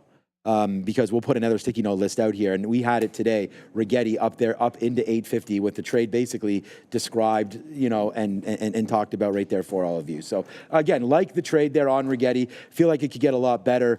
More of a downside play coming at some point here on RGTI, but we're getting lighter and lighter on it, and you're out of it as well. So I don't know. I'm not getting the same feels anymore about RGTI, but down to $6. We talked about this as possibly where that buy zone is. I mean, I asked Neil to do the math before, but now we're $2.20 in on $8. So it's a big move to the downside right now for RGTI. And honestly, I mean, we're going to hold on to a little piece of it. It's down to $6. I'm going to call my friend after this and tell him, like, FYI, it's at your level, bro. Maybe it's time to buy RGTI. And the reason why I say that as well, there's the 50-period moving average. Epic fall, man. 3 days ago, this name was $20. Now you're down to $6. So Rigetti Computing, Jensen, I don't think he has this in him, but, I mean, he could just come out and say another thing about quantum that could spike this thing back up to the upside. So let's see where that goes. But hey, if you believe in this space, you believe in this space. And at some point, there's going to be a buy opportunity, right? And so we'll wait to see what happens. But that's a good move down there for RGTI. I mean, they're all the same. QBTS, not all the same as in companies, but they've all moved down basically tens of 20s of percents today into 31, into 40. They all have no real revenue. That's what I'm saying. Except for IonQ has some real revenues. The others pretty much have no revenue. That's the other thing you got to keep in mind. Right, QBT. I just want to go over them. QBTS still 32. IONQ would be another one I believe that we were looking at. This one's probably the best of the best. Yeah, only down 13. And then Oklo was down 20 something earlier. Okay, no, maybe. Maybe it was. No, not really. Down to 21.50. So Oklo still down 12. So the bad ones are the bad ones today. And I know that's going to sound kind of stupid, but that's true. The ones that have moved sort of from zeros to $20 are the ones that are pulling back in QBTS and RGTI. So yeah, man, a little bit of a dangerous thought. I always think about shorting these things, but at the same time, always dangerous going long too at the highs. Absolutely. We ready to go because, we have 14 seconds? You got to kill 14 seconds. Got to kill 14 seconds. So what do you think the spread should be? Baltimore at Buffalo. I don't know what it is. I'll give my guess after, but I have no idea what it is. The standard is 2.5 when it's a split. Because it's it's about 3 for the home team. So then that's what it should be. I think that's. You think it's pretty even? Yeah, I think that's probably. I think it's probably 3.5 because they try to screw. It pains me to say that. It pains me to say that it's a bill. Right, do the read and I'll look it up. Introducing a new discovery on the Nasdaq, and it's Worksport. Ticker WKSP. They're a U.S.-based manufacturer and rapidly expanding with growing revenues, government contracts, and innovative green energy products designed to power your life off the grid. Whether you're on the move or seeking sustainable energy solutions, Worksport has you covered. Now trading on the Nasdaq under WKSP. Discover the future of clean energy with Worksport. Scan the QR code you see in front of you. check the link in the description. Of course, you can find them just by pulling up WKSP in Cincinnati. No. Yeah, we were both dramatically wrong. Baltimore is favored in Buffalo. That's very well. First of all, disrespect. that's no. That is disrespect. I don't. It's disrespect. They disrespect. No. That disrespect, right? No, that's, I mean, on your own home that you've worked so hard for all year, Lamar Jackson and company expected to come in. That's trash. That's -1. I know, but that's trash. That's trash. It's good for you because like if you're trying to. Well, I don't see. I feel like Raheem and I should have that. But just first things first. Oh, well, is Raheem coming through this week? Well, whatever. No, he came in last week. We're going to set up a special call with Raheem. Raheem's a Baltimore. He is a gambling man. That was my play of the week. It was, and I told him that, and we were getting an espresso. I told him Baltimore -10. I even messaged him that day. I cashed it out for 95% because it was getting back and forth there at the end. So we cashed that out. We lost with the Packers 4.5. We lost. The Chargers were disappointing. You were right about that one. Houston was a much better team than I thought at home there. So that was a good call by you. We were wrong on that, but we hit the under. I actually just liked D'Amico Ryans in that. Yeah, that was a good one. I mean, I misjudged that. We were flat. So on our picks, we were flat, but then we had some good ones. I Kyron Williams tonight. He gets an anytime touchdown. We had Jacobs. That's the other one. You're gonna score. So yesterday, just because being bored, so I took Cook, James Cook, got in, right? So that one. I took Josh Jacobs for a touchdown. We scored. He always eats. Yeah, for sure. And then Mike Evans, again, another guy that seems to always get in there. That guy's a lock. Yeah, but it's not really. I mean, these guys just barely, these guys. So you know what I love about Mike Williams? And then I have Kyron Williams tonight for, I think it was 7.5 to 1 or something like that. So see if we can score that tonight. I saw someone that were making comparison between Mike Evans and Julio Jones. And at first you're like, Julio Jones is a monster. Look at his Mike peak. Evans is much You're bigger. like, look at his peak or whatever. And that's great. Like Julio Jones absolutely had a better peak than Mike Evans. But when you pull up their careers, like if you had to pick one, like which one is a franchise play? Which one would you rather have in your franchise? The guy that every single year just goes in and gives you 1,000 yards and 10 touchdowns every year, just like clockwork. Yeah, he's guaranteed Hall of Famer. Yeah, First ballot. He has to be. Well, the problem is in the NFL, he probably won't be because of the glut that they have with their voting system. Stupid, but the guy is so incredibly consistent. Which is it's a sport where injuries happen so much, it's hard to do. And you're right, Kyle Burdett, Julio Jones never on the field. But I feel like Mike Evans has a hamstring injury every single season, yet I always see him play the full season. That's what I'm saying. The guy, like, trust me, Mike Evans has a hamstring thing this week, and then he doesn't miss any time, or he still gets his numbers no matter what. Some guys are just built. Wasn't he Texas A&M, or what was that guy? No, he played with Johnny Manziel. He was, you could argue that, I don't want to get into Johnny Manziel there, but let's just say Mike Evans helped him out. Another great Cleveland Brown quarterback pick. Cleveland Browns are a bunch of, I mean, they went from Johnny to Baker. They got rid of Baker. They signed Deshaun Watson, the worst absolute contract in the history of sports. But hold on, unbelievable. Are you gonna just deny when they got our boy Dorian Mac? Thompson Robinson or whatever? What first of all they added which boy? Arian Foster. And his dad was played by Terry Crews. And then they also got. Which movie is this? So in Draft Day. Oh, Draft Day, right, yeah. That is the best thing that ever happened to the Cleveland Browns. That's right. Arian Foster was in that one. Arian Foster was like 30 years old, playing like some kid out of college. Yes. Which I always found hilarious. He actually did a pretty good job. Houston. And then Terry Crews was his dad. Like, okay, this good dad. Doesn't make any sense. They don't look anything like. But just a quick little note. I did trail. Remember 42.50? DJT got to 42.50, then could not hold on to it. So it did the curl off of 42.5. Well, I jumped out. AMD's continuing to go. I have a trailing stop on this one. It held on a trend. Now it's trending a little bit. I didn't hit save. Let me just do that. And then I'll hit save on that one. So we have a trail on AMD underneath now 117.25. So first available dip. It held on to the trend line. Now we'll see how far it can go. AMD up 1% today. We've been bearish on AMD literally every day for the last, I don't know, I forget how long. I'd probably have to go look at the daily chart here. I think it's this day. It's about October, like somewhere at the end of October, when it failed the 200-period moving average, been favoring the short. But today, AMD is strong, up that 1%, and still looking pretty solid. This is in lieu of NVIDIA not doing a heck of a lot. for anybody. Like, it's got a very tight range, can't break the high, won't break VWAP. Like, not much happening here on NVIDIA. Down 2.5% for short. So AMD does look like a strong one. I'm not convinced they're out of the woods until they gotta have a good earnings run. Good beat on earnings, and I think I'll feel better about AMD because their 4P looks good. It's at like 20 or something, but that requires that you actually meet your numbers when they report, which is, I mean, earnings season's coming around. The unfortunate part is AMD's usually a little bit later. We don't get them till February. Oh. Which isn't that, well, what am I talking about? We're halfway through the month. February's not that far away. We're like 3 weeks away from them reporting, I think. Not that bad. That's right. I mean, that's why when someone was like, Apple was at the end of the month, I was like, oh my God, we're coming up to that. Like, we're basically there. Yeah, basically. We are very, very close to reporting season. We have banks on Thursday, right? I mean, it's big time opportunity. Jack and JP. Wednesday, banks. I thought like JP and everyone was on Thursday. I just, look, when Adair's yelling out random days to me, I'm just going to take that. I just assumed, yeah, I'm wrong. Yeah, exactly. You are wrong, Neil. But no, Thursday. So Wednesday. Sorry. Oh my God. All right. Thanks, Adara, for all of that. But yeah, so get ready for bank earnings coming through, and we'll find out about that. XLF, one of the best ETFs of the year. We talked about that. I think it was just the communications that was better of a sector there this year than XLF. But XLF, as you've seen here, since the new year, right up here. That's November. My bad. It's just right here. There's that high right there.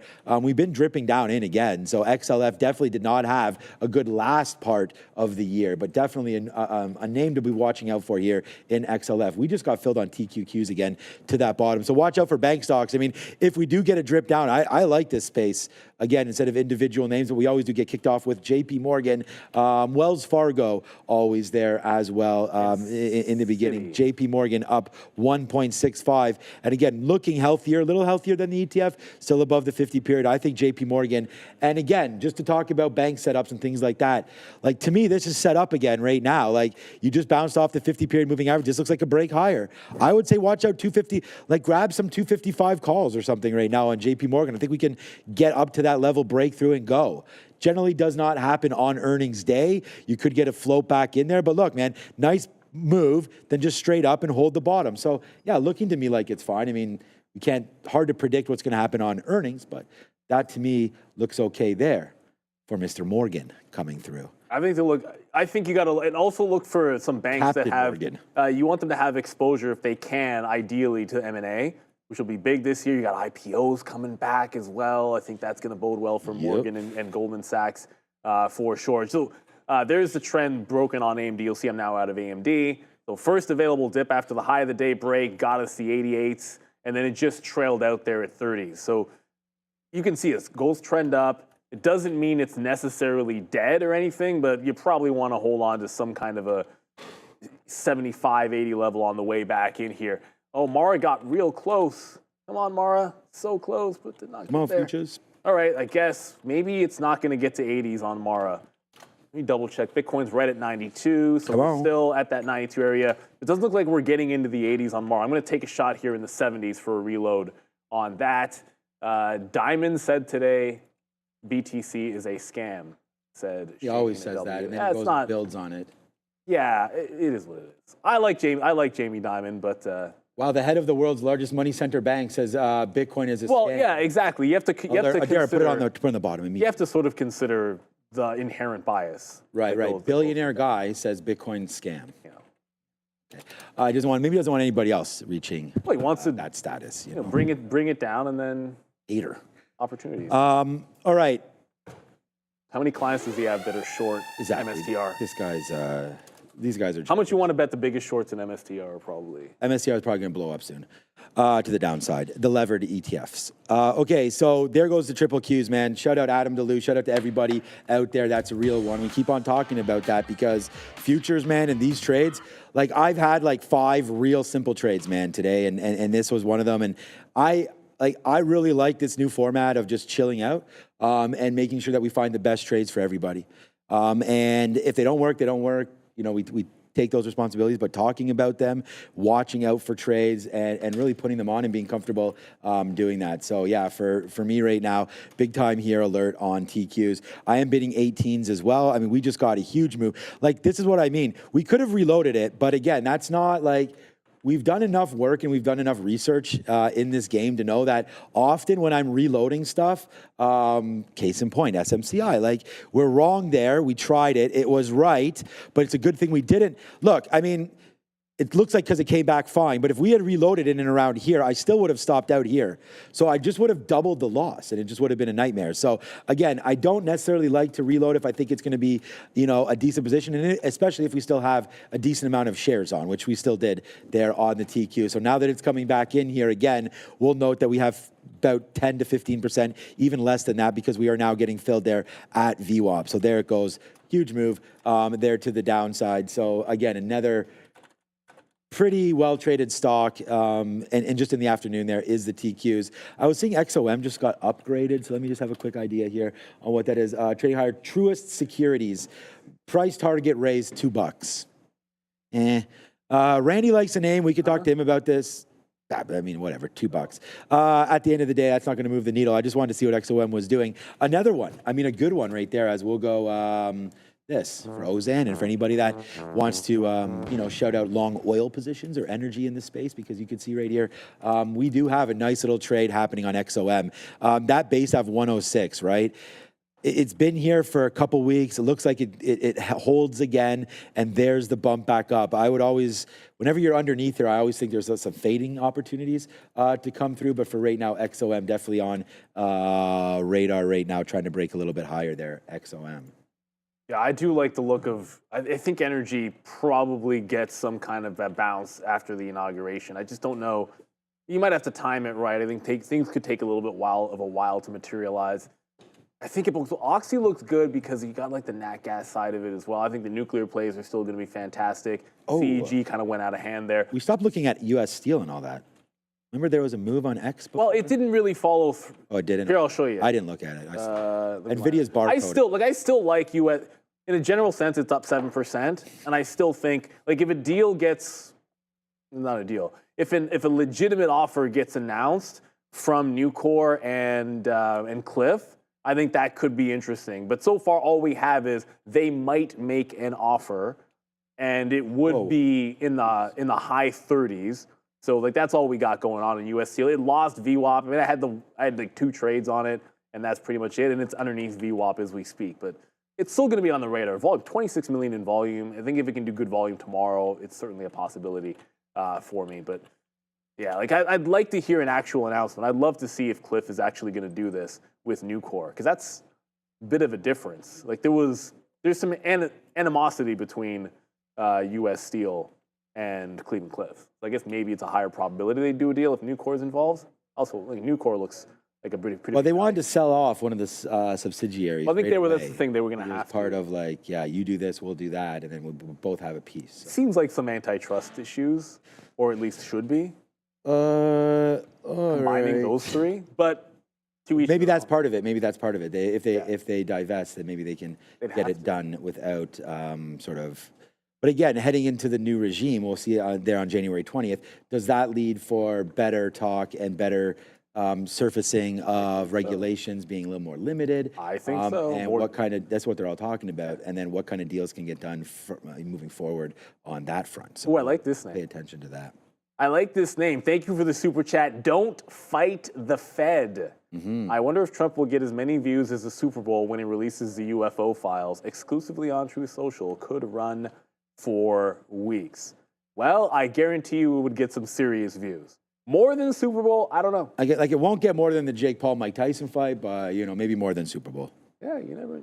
Ain't nobody gonna look at those files, man. I mean, I might release something coming up soon too about some alien abduction. Yeah, but no, I don't. I'm interested in aliens. I don't know. I'm not gonna lie. I mean, I think that'd be kind of cool if there was ever something like that. I don't really like watching all those shows. There's one on Netflix, some lady flying around Brooklyn or something. Like that's all cool and everything, but like that's what I loved about Unsolved Mysteries when they'd have the alien abductions. On Unsolved Mysteries. I used to be. I mean, I grew up on that. I feel like I might have been scared sometimes. Unsolved Mysteries. Well, the problem Unsolved Mysteries when we were kids, that show came out at like 11 something on Friday nights or Saturday night. Right. So like it was.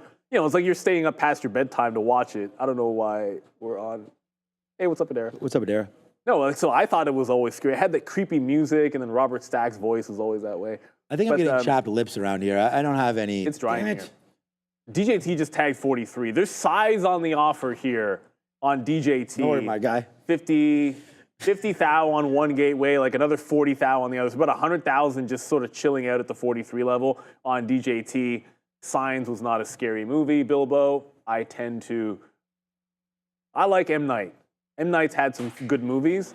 I'm not a hater of M. Night, but I'm going to say that Signs did not scare me when I watched. But if it scared you as a kid, to each their own. I get mocked when I say that I was scared by it. And Ramin in my head just asked if I've seen Old. I did watch. I've watched every M. Night movie. All of them. I'm always interested. I think they're fun to watch. I like scary movies. I like thrillers and suspense. I thought Old was really bad acting by there's a few quality actors in there. I was really unimpressed by the acting in that one. I think the premise was cool, but the acting was just not good at all. Whatever. Right? He has a new one out with like his one of his daughters directed the new one. It had like a Taylor Swift feel. Not to spoil anything. That was actually surprisingly decent, I would say. Okay. All right. So yeah. Called Trap. Ooh, it's a trap. It's a trap. Faux show. All right, guys. We are futures. I got to take a piece out, right? So there it is. I just wanted to bring that up to everybody's attention because guess what? We did it again, Brittany. We're down to 75.20, and oops, we did it again. Another out right there. Let's take some more pieces out. Rigetti, we're just 332. I hope everyone's enjoying the show. Please hit the like, hit the subscribe, hit every single button like that you can find, including the share button, because I'm going to go over and have a quick little look at this right now to see what we're at. What's up, Sebastian, Adam? What's up, Chef Joe over there? Look, that beef rigatoni. I mean, come on. Anything beef bolognese, I don't even, the pasta to me, almost doesn't matter, man. A good bolognese. But I mean, bolognese or meatballs. I don't know. I might be favoring some meatballs. Okay. Now I'm just hungry again. All right. We're having poke bowls, I guess. Poke bowls for dinner? I'm hoping she got tuna, but I don't know. I think it might be tofu. Okay.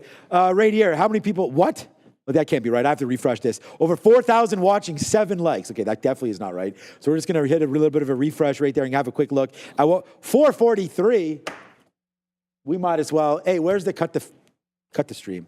All right, see everybody. I mean, we got to at least 500 to get this stream back. Oh, okay. It's back already. We must have 500. Dismissing. There it is, 448 right now. Okay, we're getting back up there. So thank you to everybody for all of that. Thank you. Keep it going. Hit the like, hit the subscribe. Don't go anywhere because at 4 o'clock we have KBH earnings. Oh, and Derek got us what those were right there. EPS 245 right now. So revenues of 19999. KB Homes right there. That's a little bit of outcast there. You know when they go 1999. Oh, yeah. I think that's what it is. But there's KB Homes up there, 1.3% as we are enjoying ourselves today. I still didn't. I keep getting off track. I got to apologize to Bish. If Rigetti breaks 630, we're out. Yep, go ahead. Bishwajit, apologies. You know, I saw Kyle Burnett's super chat, and I did miss his super chat. So apologies for that. We try to get to all of them, and we're having a little bit of. Oh, is that the super chat that you said you're missing on purpose, or no? Well, and we're never ignoring anybody on purpose. No. I promise you of that. Of course, but the question's about a quantum stock. So I just got a you were just mentioning Rigetti. I trailed out of my Rigetti as well. Can you please tell me about QMCO? You're saying you're in it over 50. Should you hold? Please give advice. All we can ever do is analyze the chart. And this is not necessarily what everyone wants to hear in that position, but when you get into something, try to have an out in a general sense, like when you buy, like what'll it look like when it's wrong? Because all of these quant names have really bled. And if you look at where like the next areas of support are, at least for this stock, like Rigetti's got different ones. And D-Wave has probably like some better higher lows and IonQ as well. But in this particular case, it's broken the 50. It broke this prior support last week. It just broke under this 22 level support. Like everything about this is much weaker than most of the other names in the space that I'm looking at. It doesn't have much to $11. Like there's not much to hang your hat on. You've got to sort of ask yourself at this point, can you stomach holding anything to a $10 or $11 support level, because there's nothing about most of these names, and this one I don't know about particularly. Fundamentally, most of them don't have anything to go on in terms of revenue. What do we have here? Just double checking. So their sales are 280. Is that right? No, that can't be right. All right, like this one can't be. That cannot be right that their sales are 285 million, but the market cap says 98 when I look it up. I'm surprised they have that much sales. Yeah, that actually. I'll double check another source. Either way, the price action on this is uglier than the rest of the names. That's what scares me about it. So always try to have yourself an out. But like if I'm ever in like any kind of like a swing or momentum up like this, like I generally would say when I have a trend line, and I can draw it for you here. Like what I usually do if I take a swing on momentum and it breaks this, whoops, I actually have to click there. I'm out when it closes underneath. Like that's always a hard rule for me on a strict momentum play. Like I never want to get caught on that back end. And ultimately, if you have it, it's not that bad there. But yeah, there's not much to like for this name. They all haven't settled down either. Just very quickly. Stopped out 5 cents on the reload on Mara. We are back at VWAP, but then I looked over where Bitcoin is. I don't like the short at VWAP because Bitcoin's looking pretty strong. So I just kind of looked up at where Bitcoin was doing, holding above 92,000, which was a prior big level. But thank you for the super chat. But that's a scary looking one. Yeah, hard to analyze these stocks that don't really have that revenue and are hard names to follow. I mean, you were talking about that XTIA. We were liking it. It was 25 cents or something. Then the very next day it was like 5 cents. So you got to be careful about some of those trades and some of those orders. It's 3:37. We are very, very close right now to ending the day. And with that being said, we have our orders out now to cover. So Rigetti, we've been in this name all day, man. I mean, this is honestly, the big trade right there, short into 850, all the way to the downside. We wrote down $6. It's coming into $6. That was kind of fluky, but was it? I mean, we had mentioned $6 because of the 50-period moving average right there. So, yeah, man, if it breaks through 630 at the end of the day, we will get out of this one. This is Rigetti, 630 breaking. We have like 1% left, so it's not even worth talking about. Just if people are in it, those are my outs. And why? This is the 50 period all the way down. We've only breached it once. It was right there at 2 o'clock, 240. That would have been a great shorting opportunity up to the 200. So we'll just respect that. If you're getting more aggressive, it's really like 620. But we have such a small piece left that it's not that big of a deal. IBIT, we covered, good cover there, we're out. Obviously, it goes back into the 200, but look at IBIT, making that move back to 570, or $53 at 52.70. I'm not shorting this again. Again, a positive stock for us. Yeah, I know, IBIT, and the market's trying to eat back a little bit here. The only losing trades we have on today are two of them, and it's SMCI, and it's basically, we'll go 0 for 2, but they both had winning aspects to them until eventually it took out that high of $31. We had to get out of it, although it would still be fine. And then it doesn't matter. Like what things would be now doesn't matter because we analyze things as they happen. And right there, we got stopped out of Amazon, which I kind of feel fine about, other than the fact that Amazon didn't really do anything all afternoon. So I feel pretty, again, not bad, but I don't feel great because there could have been better trades. Like I feel bad about looking at Amazon. Like there's really nothing happening there. We have to stay sort of at a catalyst-based situation. That's when we find that we do the best. So yeah, other than that, man, everything's been going pretty good here, and just trying to end the end of the day on the right footing. So yeah, we'll just be very, very specific with everything and hope to get a little bit of a market flush at the end with only 10 minutes until imbalances. Yeah, and no early looks that are of any real significance here. Maybe like BAC for 1.3.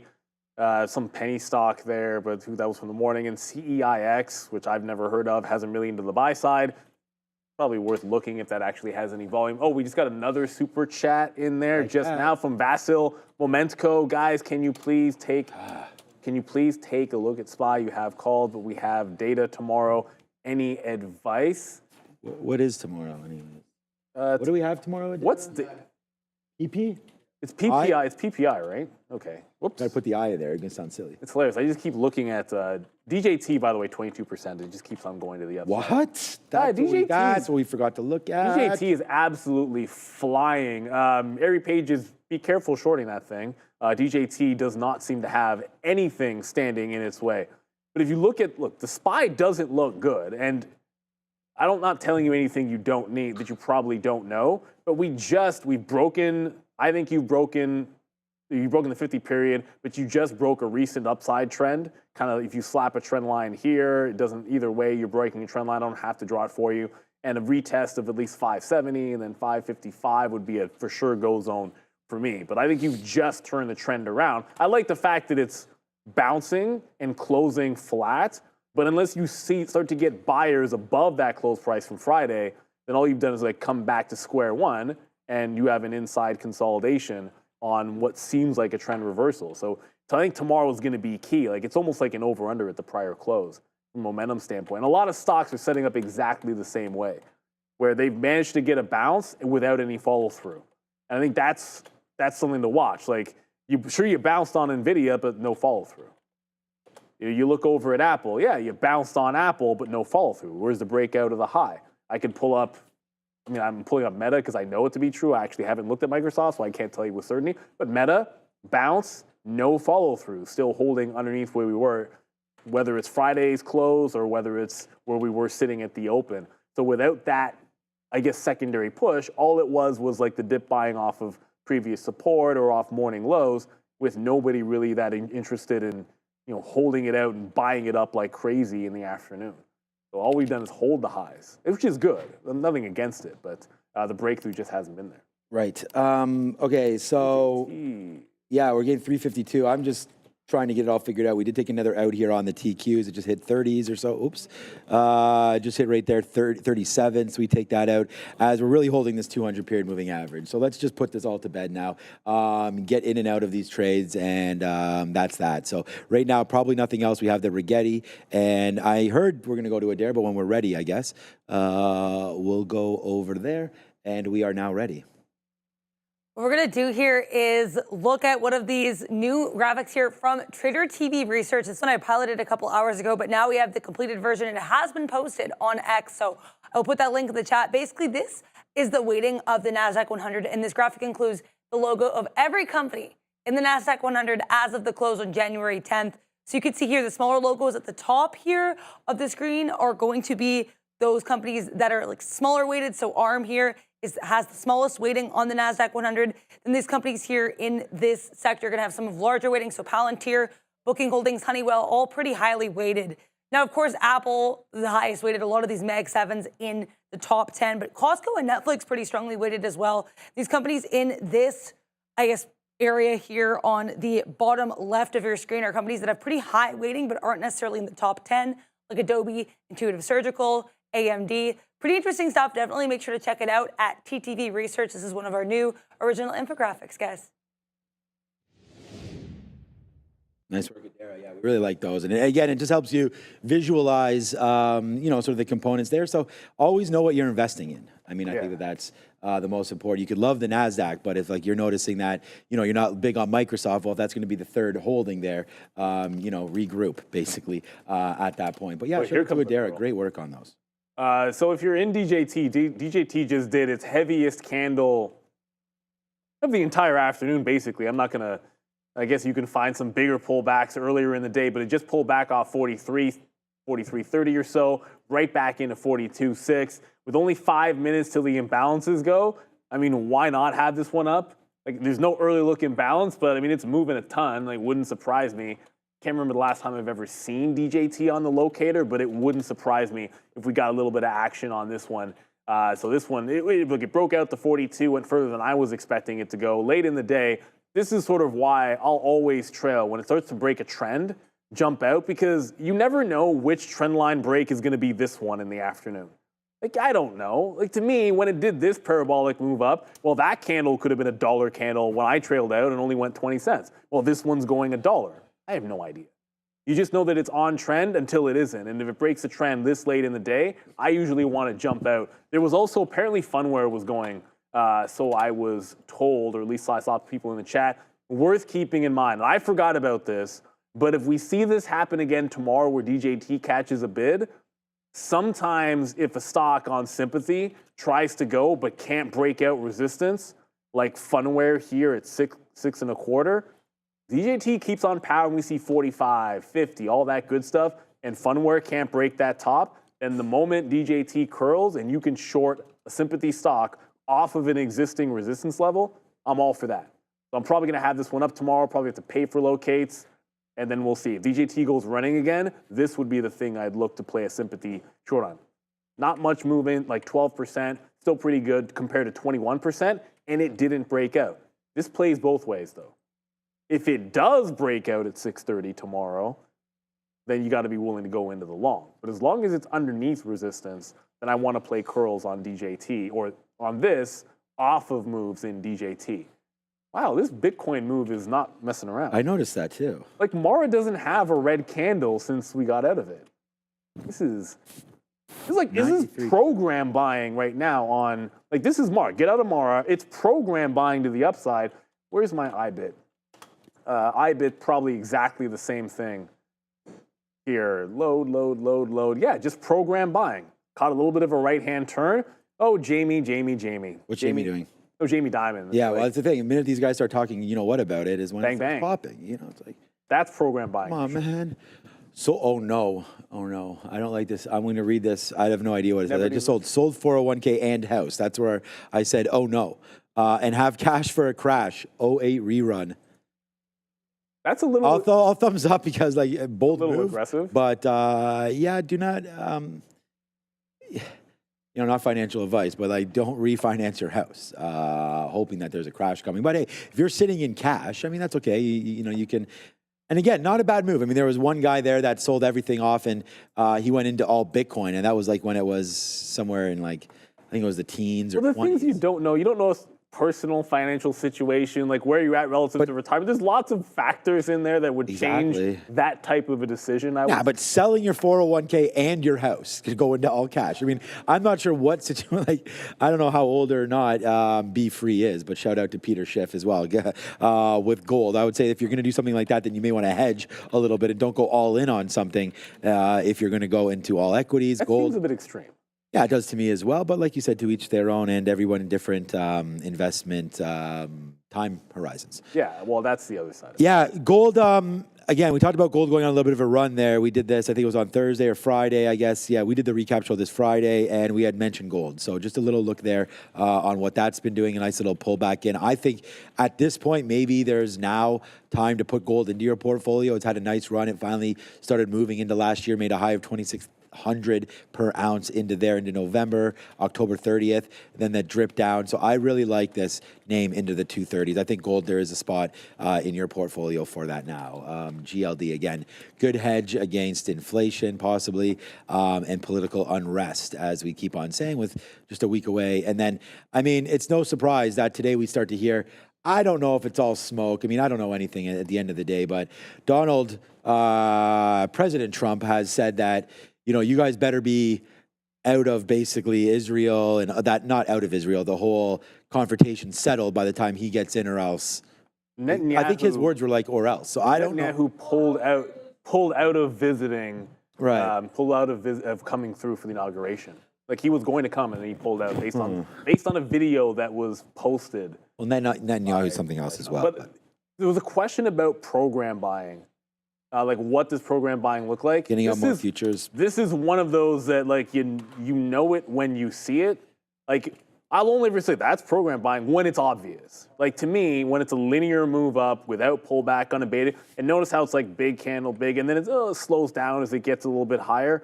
That's just, like, someone needed to get some shares, and there was nobody standing in their way, and they just persistently, on consistent volume, there's nothing crazy exponential about it, and it just steadily goes up unabated. And then it happened on several crypto names at the same time. Like, it's just, like I said, you know it when you see it. Obviously too late. I think if you catch something like this as it's breaking a resistance level, like in here is a reasonable place to have got in. Just take a shot.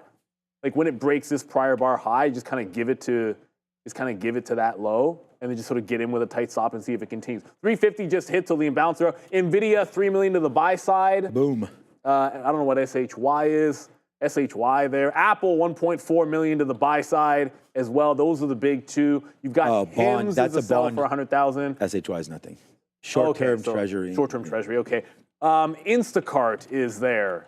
So Instacart was supposed to be It's Oh, yeah, supposed that to was be from added Friday. to the, and it's again there, supposed to be added to the S&P 400, but it comes out as a sell imbalance. So that's probably nothing burger. NVIDIA just paired back to 2.2 million. But look, the paired volume's 11 million shares, the paired on NVIDIA in a 2 million imbalance. So 2 million imbalance, 11 million paired, not very significant. I don't know that that's one worth chasing. What's crazy is DJT just right back to the highs. That is pretty crazy. Yeah.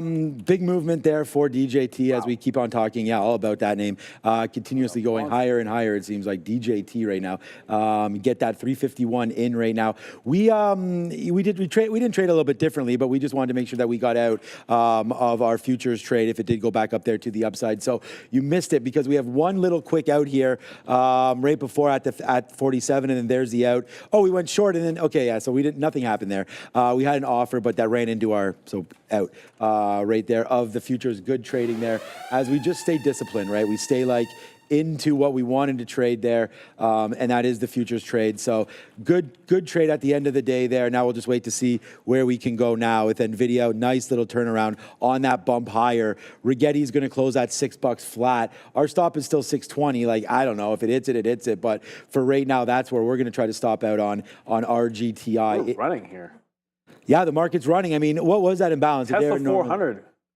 Tesla 400. Darren normally gives us what those. Oh, there it is. 500 to buy. Go ahead. Yeah. Yeah, market's 500 to buy. Nasdaq's 560 to buy. The Dow 185. Mag 7 453. This is not an imbalance-driven move to the upside. Those are small numbers, and yet you're getting. I think it's buy programs still on anything that's crypto related. Like I'm still seeing the green candles, and then right into the 400 level is Tesla with only about 7 minutes to go. NVIDIA broke out the high of the day. AMD got back to the high of the day. DJT got back to the high of the day. I haven't double checked what Apple is doing, but this is pretty crazy move. Like 10 minutes ago or 20 minutes ago, we were talking how we felt about like the SPY. Well, we got back to the top without any follow through. Well, this kind of changes things. Like the follow through is now there. Now you are breaking and holding and buying above that Friday close price. This changes things. Obviously, you still have to hold on to that tomorrow morning. If we come in tomorrow and then we could just be gapped right down back underneath that Friday close. And then all of this hard work is essentially for naught. And you're just right back to square one. But yeah, big rally almost everywhere in the market that I can see. Tesla and crypto stand out the most. Like Tesla's basically just squeezing now. But I'd be a little cautious. Remember, at 355, not that these are gigantic buy imbalances, but NVIDIA is a couple million shares, and there are some smaller buy imbalances. At 355 is when you usually see a lot of these pair off. And when you have a parabolic move up, it's potential reversions when you get to 355. So about 90 seconds to go till then. Netflix just went green, probably everything. If a stock was red, it probably just made a very nice rally to the upside. Netflix, you still need to split as far as I'm concerned. I think it will at some point. Yeah. I think this year, I said this last year and was wrong. So we're right about Broadcom eventually, but Netflix. I think there's Netflix and there's Costco. I think are on radar for me. That's about it. For a possible split. Yeah. Anybody have any other ideas there? Salesforce? No. All right. I mean, there could be like some biotech names that are pretty hot right now, but yeah, no. Lilly should have, but that's another one. Now it's kind of a little bit late because it's already coming back down. Another one. Okay. There's NVIDIA. So at 355, could we get that bump, that reversion back down? Oopsies. Let's go and wait and see if we can get that. So at 355, just looking, we are at the high of the day. This is not a bad opportunity to do that. 133 and change for NVDA with just a couple seconds to go. Let's try it. Let's go a little short here with a stop at 133.26s or so. Trying to play it with only a couple more seconds left. We're short now at 09. Let's put a bid down here in the 80s. Don't get it stopped out before this trade even happens. We have to wait for, no. We put a stop. We're in it too early probably. Let's just see if it works. Don't stop me out. All right, 10 more seconds and go, and then we see a little bit of a flip up here, hopefully on NVDA. Here we go, 3, 2, and 1. No, don't stop me out. Go to the downside. And there it is. Yes, sir. Okay, it's a little bit of a downside move, but we're not in at the great price. I don't see it anymore there. It's flipped. Yeah, I think it's flipped, but it doesn't really matter. It didn't really do anything. So that was the trade there for us. We're short at 09, just a small piece. There it goes, breaking 25s, 14-cent hit at the end of the day on NVIDIA. NVIDIA is still a decent stock to trade today, but it was barcoding pretty much all afternoon. IMS is still until right there. there. So yeah, that's that trade. Rigetti just breaking through 605, and we're out on that one. If you're wondering, it's the last trade that we have right now. Just put the order in. So we're almost out of RGTI in what is finally all day there for this trade. So it just took a little longer than we had hoped for, but RGTI still a nice profitable name there. That's what it's all about. Rigetti. Well, I mean the crypto stocks, the quantum stocks have been bleeding and they continue to look really bad. I think they're shorts until they're not at this point. Before I get up to the desk, one last one from Nimrod. The super chats came in and they've been flying around. We appreciate you. Any general rules for when to buy the dip for long swings? How do we know when the price is highly probable close to bottom when they break past supports? Try not to guess at it. For myself, in a long-term account, it's very different. If I'm buying something for the long term, I'm not as wrapped up in worrying about whether I got the bottom. I don't care if I've got the bottom when I'm buying a dip in Google. It's completely irrelevant to me because I'm gonna hold that stock forever. Like Caterpillar, I'm probably gonna give that to my daughter, those shares. But like, sorry guys, I was trying to hold on to that till I got to the desk, but it didn't happen. No, I always try to have some kind of a trend reversal. Like here is an example, only because I did this on Snowflake for a swing, and so I can give the example of the stock that I took. It was a rounded bottom, you make lower lows, and then all of a sudden, there's your higher low, there's you regaining the 50-period moving average, there's you breaking out. So higher low, 50-period regain, just quickly back to the chart. Higher low, 50-period regained, breakout. Trend long, and then you got some obvious targets, the 200-period moving average, you had that 170 up there, then the 190 level in there as well. But yeah, I'd rather try to catch it rounded bottom, regain some major moving average, and then make a breakout, like a local breakout from there. Like very, very simple, where I'm not trying to get the low. I have no interest. I've done it before like a fool, like everyone else does. I've done it before where I just try to predict where the bottom is going to be. But I think it's just a lot better if you wait for it to actually curl and give you the rounded bottom. I'd rather be part of buying that's already starting on a stock that's depressed than trying to be that person that got the low. I mean, look at me, I got the low on Snowflake. The problem with that is, like, what happens if it turns into like one of those, like TAN ETF or like a natural gas, and then you're just picking bottoms forever. Yeah. You have to be on it. Like you have to have your stop orders in there and make sure like it's. Be careful. Picking tops and bottoms. I think that's why picking sectors for reasons makes sense, and then you just kind of trade out of it as you see fit, right? So I do like all that. I'll see you guys in 2 minutes. Yeah. 3:58. Gotta get over there, the desk. man. Get over there. Then we don't need to get anybody in trouble. Yeah, thanks, Neil. Good day overall. Obviously in the market, and it looks like Rigetti may end. I don't know. I just feel pretty lucky here that this hasn't filled us out yet. And we gotten stopped out of it. But right now, Rigetti looking to make a move here, breaking through that 605. Thanks again to everybody there today. They'll go over all the sectors in just a couple hot minutes. The NASDAQ still red, but S&P right now up 0.18. Nice rebound day for sure, considering where we came from. Quick news with Adara.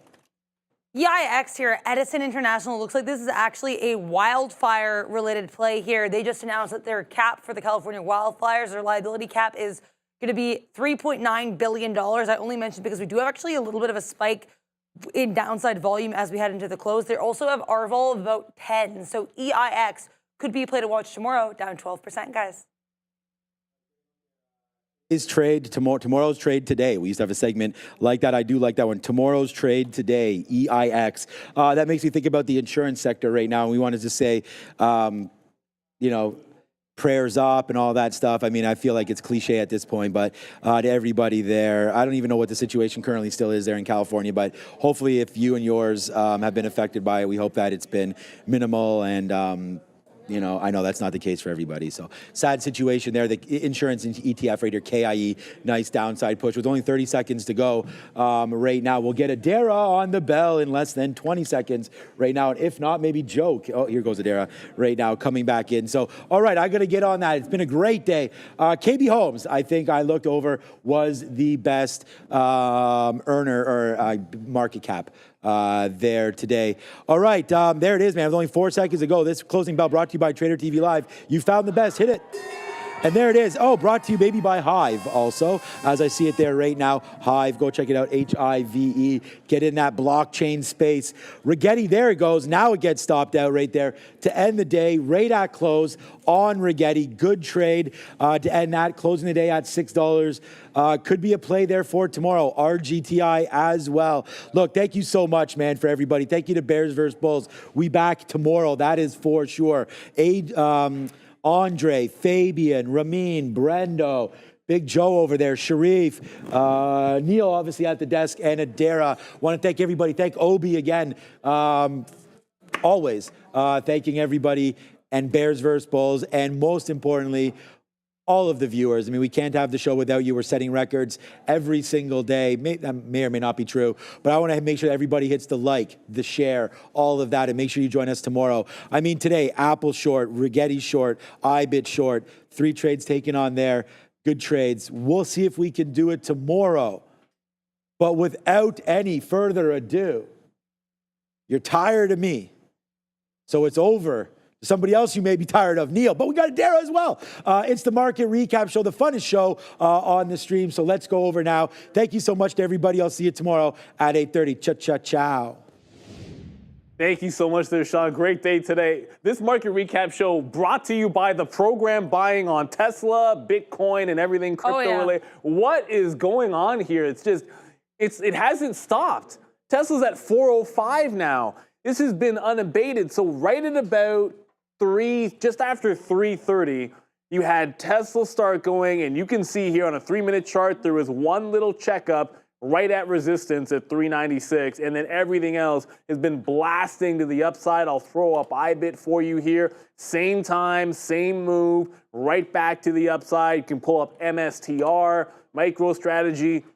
Obviously, anything crypto related is going to go. You're going to see a strong move. It's not like it was just them. It wasn't necessarily as strong in NVIDIA, but another blast to the upside there. We know this afternoon DJT was running. It didn't get the same program buy, but I would venture to say something that all of those other names had in common is pullbacks recently and under some pressure trend-wise for the last little bit here, and that could be the reason why you got some relief rally at the end of the day. Great day for DJT overall, 22%, 1 week before the inauguration, which will happen next Monday, and catching one heck of a bid. Hey, I'll be the first person. If Trump is really going to drop the UFO files and the JFK on Truth, I'm pretty sure it's going to get reposted in a few places, and I'll probably peruse it myself. I don't know about you, Dara, but I'd be somewhat interested. Has the U.S. found life out there? No, but DJT, an absolute rocket ship. Regardless of I don't care what your politics are, regardless of what you think about it, if you're trading, you couldn't ignore it today. Up 22% speaks for itself, Adara. Yeah, it was a massive move to the upside, not one that I looked at particularly beyond the news. But I think what's interesting, too, is there are some people in our chat saying correctly that there could have been some resistance at 39. Basically, what happened was, for all I can tell, beyond the inauguration, the reason people were so excited about this name was, as you can see on the daily chart, we're in a little bit of a channel here with a base of around that 33, top of around 37. We broke out of that 37. Everyone on Twitter or X was so excited. They were like, oh my gosh, we had this breakout. Basically, it was just that breakout. But then, of course, there was some concern that this area of resistance around 39 could have been a problem. To say that it wasn't would be like an understatement. They broke through that level. Next level of resistance, I remember 45s was a level we were trading around at one point in time. So we can watch that 45s. There's certainly this 44, 45s area, some previous support that could be unwatched. But either way, DJT was wildly volatile. Certainly one to keep an eye on. And pretty just like trendy all day. I know we showed it to Sharif. He traded that during the midday as well. You were involved in that a little bit as well, right? The DJT today? I had the 42 long. I'll admit to trailing out of it. It did.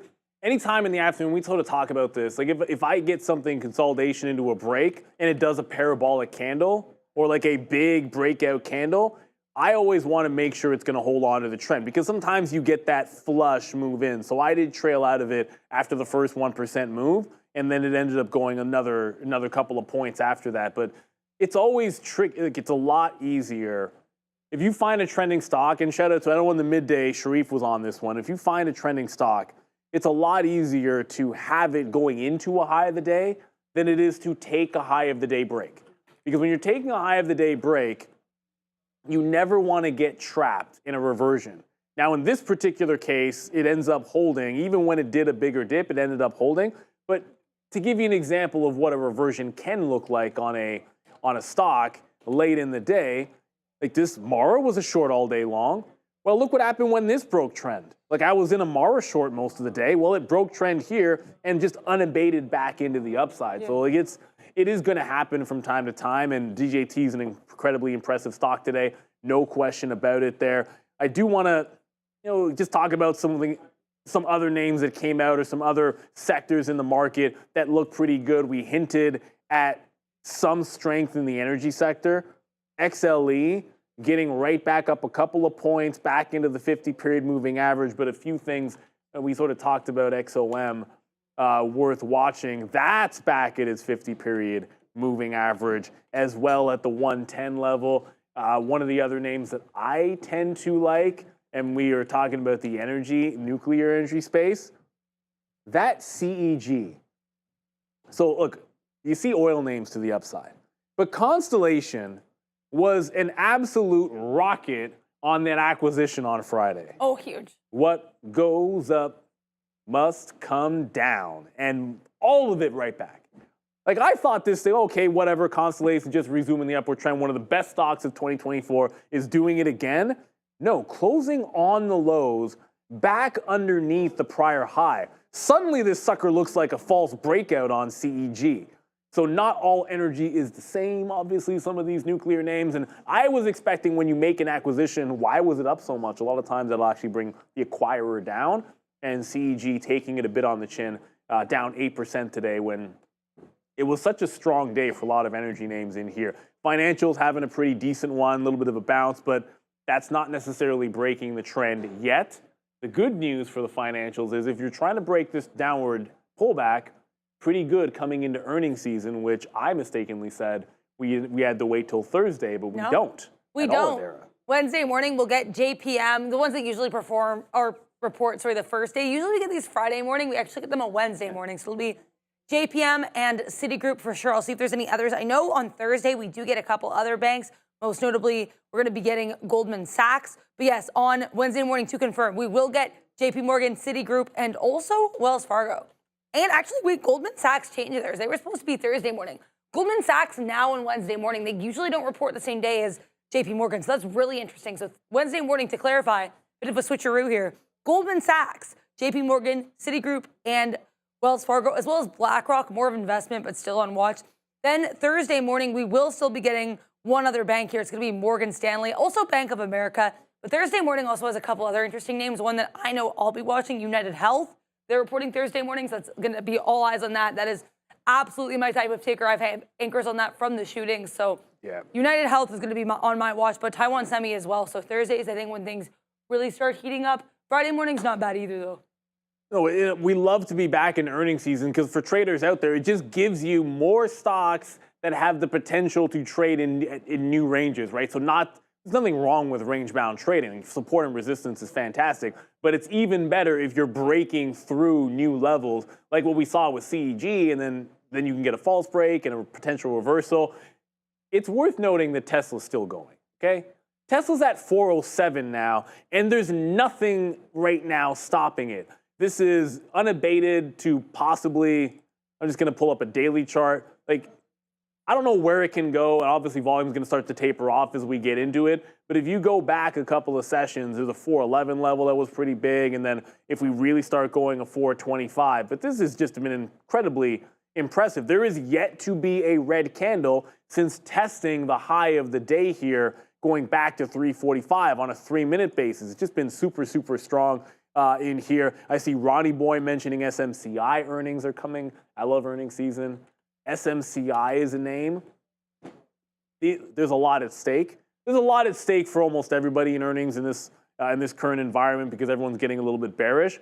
But SMCI, I'd say, is they got a lot at stake relative to everybody else in the chip space. They're hanging on by an absolute thread down here at $30, and the potential on strength is huge, and that's why everyone gets excited for SMCI earnings. This is the kind of name that if we do less than 15, 20%, I'd be incredibly disappointed the day after earnings on SMCI. So you'll get them on the 23rd. We're definitely looking for them for sure. KNT in the chat, did we see DJT today? We Just checked KB 2 Home minutes ago. earnings. Oh, yeah, we did.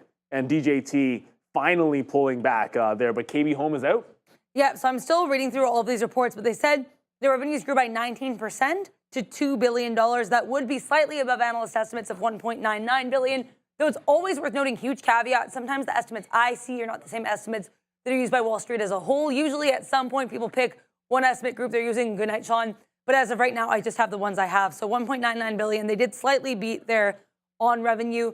They also increased, apparently, their diluted earnings per share increased 36% to $2.52. That also beats the metric I have there of, what was this, $2.52 or $2.45? That is correct. So they did actually, we're just seeing they did beat on both. We were correct about that. GAAP earnings of $2.52 per share versus $2.39 expected. Sales of $2 billion versus $1.987 billion expected. They also announced that they apparently have repurchased $100 million of common stock. That is not a new repurchase announcement, but they already, I guess, have repurchased this over the last quarter. Revenue up 19%. We have diluted earnings per share up 36%. Home building operating income up 27%. They actually had an increase here of homes delivered in 17%. So I'm not seeing any metrics down on a year-over-year basis here, Neil. Yeah, but unfortunately, it's not really sustaining the move up there. So, like, it's up a couple points. There was a break. It was from 64 to 66 half. So it did look pretty good. Then it actually went back underneath. Now you're starting to get some buying come in to KB. Now, I think what's more interesting about where it's at is look at the daily chart. It's obviously a bit of a bear flag, but if it can actually break out about $67, it's been bleeding a little bit. Obviously a good general upward trend over the last couple of years, but it's a deep pullback. And the other thing I love about this, in addition to a potential break through 67.5, you just literally did a death cross. So death cross, 50 period crossing the 200 period, and then 2 days after that, you're going to get earnings to the upside. If this can break out 67.5 tomorrow, I think you look for some continuation. Got to add this to the list. What we love about earnings season. Earnings season is going to provide you for stocks that are range bound. You get breakouts off of levels. You get trend reversals. You get like gap and go, like everything that you want. You just sort of get one of them every single day because something will have reported, something will have moved. We had Walgreens go absolutely nuts last week. Let's see if KB Homes can do this tomorrow. But it's got to break out above this 67.30, 67.40 area. And just for everyone that's still watching some of these aftermarket moves, in addition to Tesla breaking out and continuing to go higher, AMD continues to go higher. $118 now for AMD. And this is in the aftermarket. It's just climbed another more than $0.50. You're still seeing buyers come into some of these names. Relief rally in the afternoon. Maybe that 330 buying that we've seen, program buying, is starting to come back in there. You had the run in crypto. You had the run on Tesla, which is probably the most impressive one. And then now you're getting some of the chip names making a bit of a late day rally for sure and continuing here in the aftermarket. I like what we're seeing here. Came in looking very bearish in the market. And the fact that we're able to put in some higher highs and some higher lows, don't look at the chart of the TAN ETF because that one still looks pretty bad. But I do like what we're seeing. And this is not the first time on Tesla. And we're going to get to Michael in a quick little second. But I wanted to make a note because I was actually just talking to Obi about this in chat. We've seen Tesla do specifically this. And I'm talking about buying in the last hour of like program style buying within the last hour of the day. It's done it a few times before where you get these big late day pushes after 3 o'clock.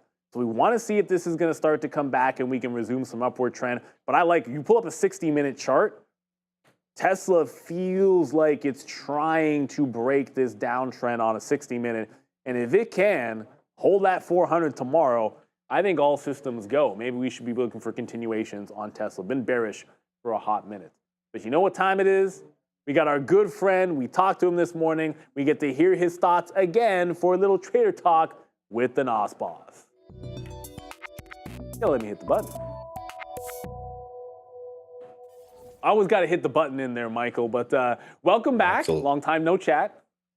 It's been a very long time. What a day. Interesting day. I'm glad to be here to chat about it. Yeah, and some of the stuff we saw at the end of the day, specifically in crypto, which I'm sure you would have seen anything crypto related from 3:30 on. Tesla caught a bit of a bid, and the description I used was that, well, that's program buying right there. And someone asked me, well, can you define it? And I was kind of like, well, it's like the old adage. You know what I'm talking about here. You know it when you see it. No, you know it when you see it here in this case. Yeah, yeah, and it's not. I think a lot of people, when you talk about like program buying and algo buying and stuff, it's they get a little tinfoil hatty, but it's just not that at all. So you got to remember that when these guys have to fill massive orders on positions, they don't have a guy sitting there where they say, "Listen, buy me 10 million shares of Tesla" anymore. It's all done on a system, and the system's like, right, put out a bid. When that bid gets hit, refresh it with another bid. And, if it's this late in the day and you haven't gotten enough, then hit the offer. They're all really complicated algorithms. But yeah, when you see them, it just means there's somebody aggressively buying. And I think that was kind of market wide today. Yeah, especially at that end of the day. Like whether it was like, oh, we got a bunch of short-term shorts that we're working, we had to cover, or maybe it was just, some accumulation. Like somebody was trying to buy the dips and they just didn't get anywhere near what they needed to get done. And that could have certainly been the case. But one of the things that moved the most, when I was looking and perusing, Tesla was a big one, but IBIT, and then of course anything crypto related. I know you've been looking at a lot of these altcoins recently. When we see a move like this at the end of the day, does it give you any ideas as to maybe, okay, look at that 330 level when the buying started to come in on Bitcoin in particular, and then maybe start looking at what your altcoins were or were not doing in that moment? Because it's not just about, hey, well, it went up with it, maybe let's look for longs. Well, what about what didn't move alongside of that kind of a rally? What are your thoughts on the altcoins when we see that kind of a rally? Yeah, and I like to treat these the same as individual stocks, with Bitcoin being the S&P 500 and all of these different altcoins being individual stocks, which is interesting. I have the Bitcoin chart up here. This is, to me, a very fascinating candle, and we've been talking about this box that I drew in here for a long time, Neil, where it's just, I've been warning people, hey, Bitcoin's really, really choppy, and this is just what it does. One day on a Sunday evening when no one's paying attention, it will rip or break down. But, warning people of the chop. And this, to me, is kind of a perfect stop run, because we had this box forever, basically just these lows right here at about 90,000. We undercut that earlier on the day, just enough to trigger probably a whole bunch of stop losses that were under, and that was bought aggressively. Now I think we have 2 hours until technically the end of this closing candle, and we're pretty much flat on the day after that amazing move. And then, right, whenever we're talking about altcoins, I got to look at Ethereum. And at least for now, Ethereum is relatively weak, whereas Bitcoin, I wanted to talk about, broke that level, came back up and hold it. Ethereum, we're still under that level right there. This gray line's the 200-day moving average. Maybe that acts as some support, but really, unless we can reclaim this as fast as Bitcoin did, then for me, I'm kind of hands off any kind of altcoin, just because both Ethereum and Solana are kind of the bellwethers for those. And Solana held up pretty well. Not as good as Bitcoin, and Ethereum being worst of all. So it's flight to safety, I guess. It's hilarious that we say that now about this kind of magic internet money, but that's what we're seeing. People want Bitcoin. They don't really want the other ones right now.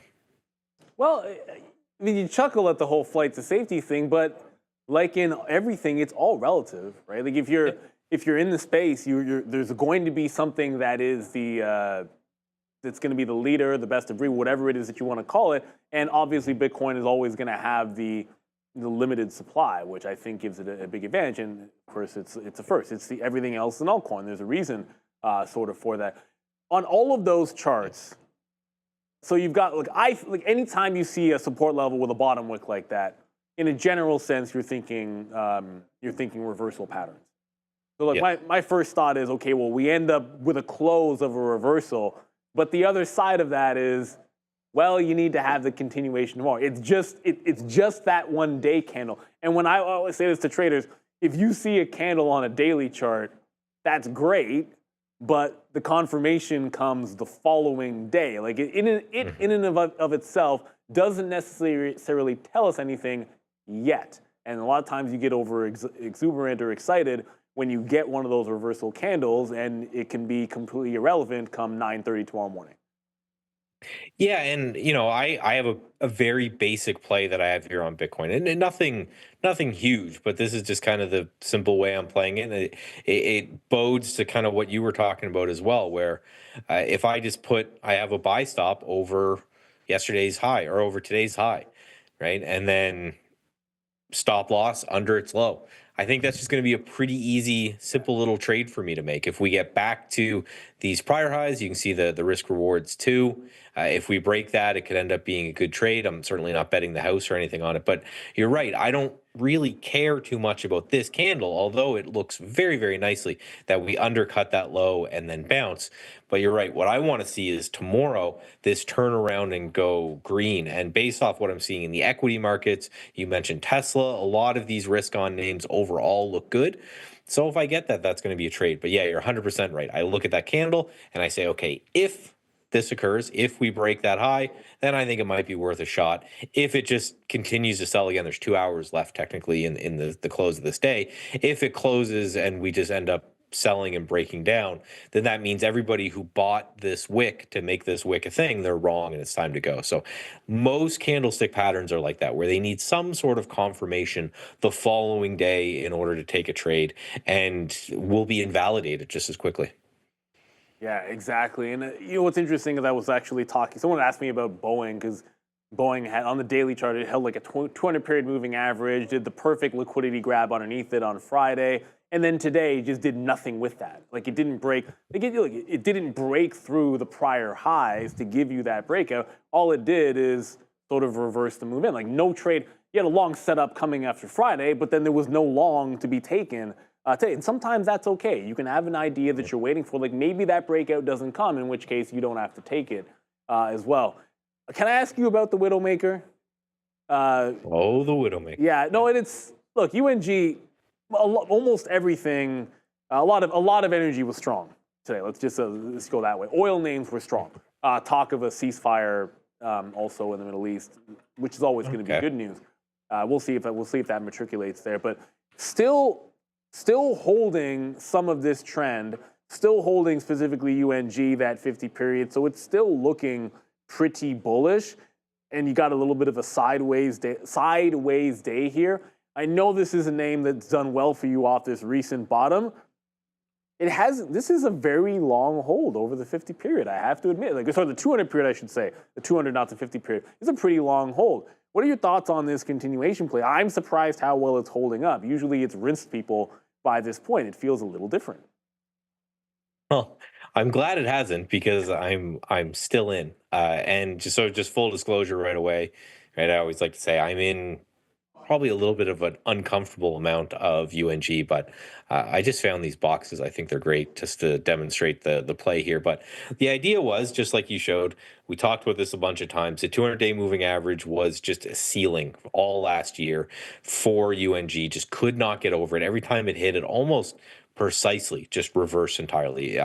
It's very rare to see something respect the moving average that much. So when we got into this kind of $17 area, right around here, that's where I got involved, and then my stop is under that moving average. So for me, what I'm looking to see is if we can get back into this congestion that happened over here.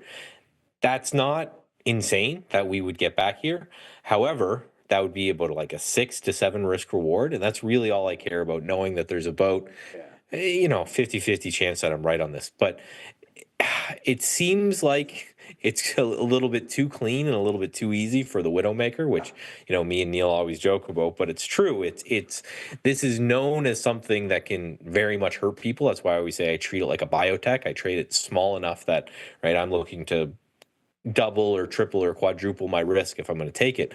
But it's holding very, very well. It's come down now twice to test that 200-day moving average, and it's held. So I don't know if I would buy it this far extended right now from the 200-day moving average, but it looks good. However, like you mentioned, energy, XLE, and oil was just on fire today. Yeah. And natural gas got a mind of its own, didn't really do anything on a day that XLE had a candle that kind of looked like this, where it opened right at the low of the day and then just rocketed all day. We got that 200-day moving average overhead. We'll see if that affects us, but all energy is looking great. But I am so far, and I'm going to knock on wood here, loving my natural gas play, at least right now. Well, that's the thing. You've got a target on it. And the thing about it is, if it's going to be called the Widowmaker, if you're going to take a shot at it, you've got to give it a chance to work. But the whole point of getting into something like that, and of course having it out, which I know you always go over, it's important that you do, having a stop, but you've got to give it room to work, because the upside potential, when it does move, it's going to move a lot. Like, they don't call it the Widowmaker for a reason. Can I quickly ask you a question? Because there was a few people in the chat that have asked specifically about XRP. I know we've been coming on, and I know you've been talking a lot about crypto. I don't know, maybe before we get you out of here, could you just give us your thoughts on that? Because I wanted to make sure, and Daryl pointing out there were a lot of people asking specifically about XRP. If you could give us your thoughts. Yeah, XRP is one of those that, as an altcoin, it's kind of divorced itself from the rest of the crypto market, which I think is a good thing. It's showing that in crypto we are starting to get sectors, I guess, for lack of a better word, right? We have Bitcoin, which is digital gold, and then we have Ethereum, which you can build all these apps and everything on it. And then Ripple is kind of positioning itself as this this medium of exchange, right? For those who don't know, I guess I'll just go quickly.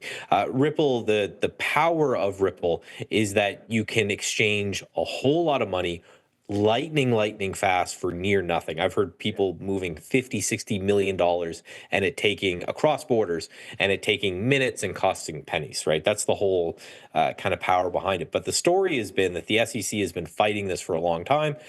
People believe now that the current SEC chair is backing off, that whoever comes next will be more favorable to it. Now, that's the fundamental side. From a technical standpoint, just looking like a bull flag to me right here. It's I have the chart up here, and it's rocketed from 40 cents now up to $2 or $3 almost at one point, and it's just consolidating sideways. Same caveat I will give to this that I gave to Bitcoin, where people in crypto, we remember these epic moves, right? From 40 cents to $3.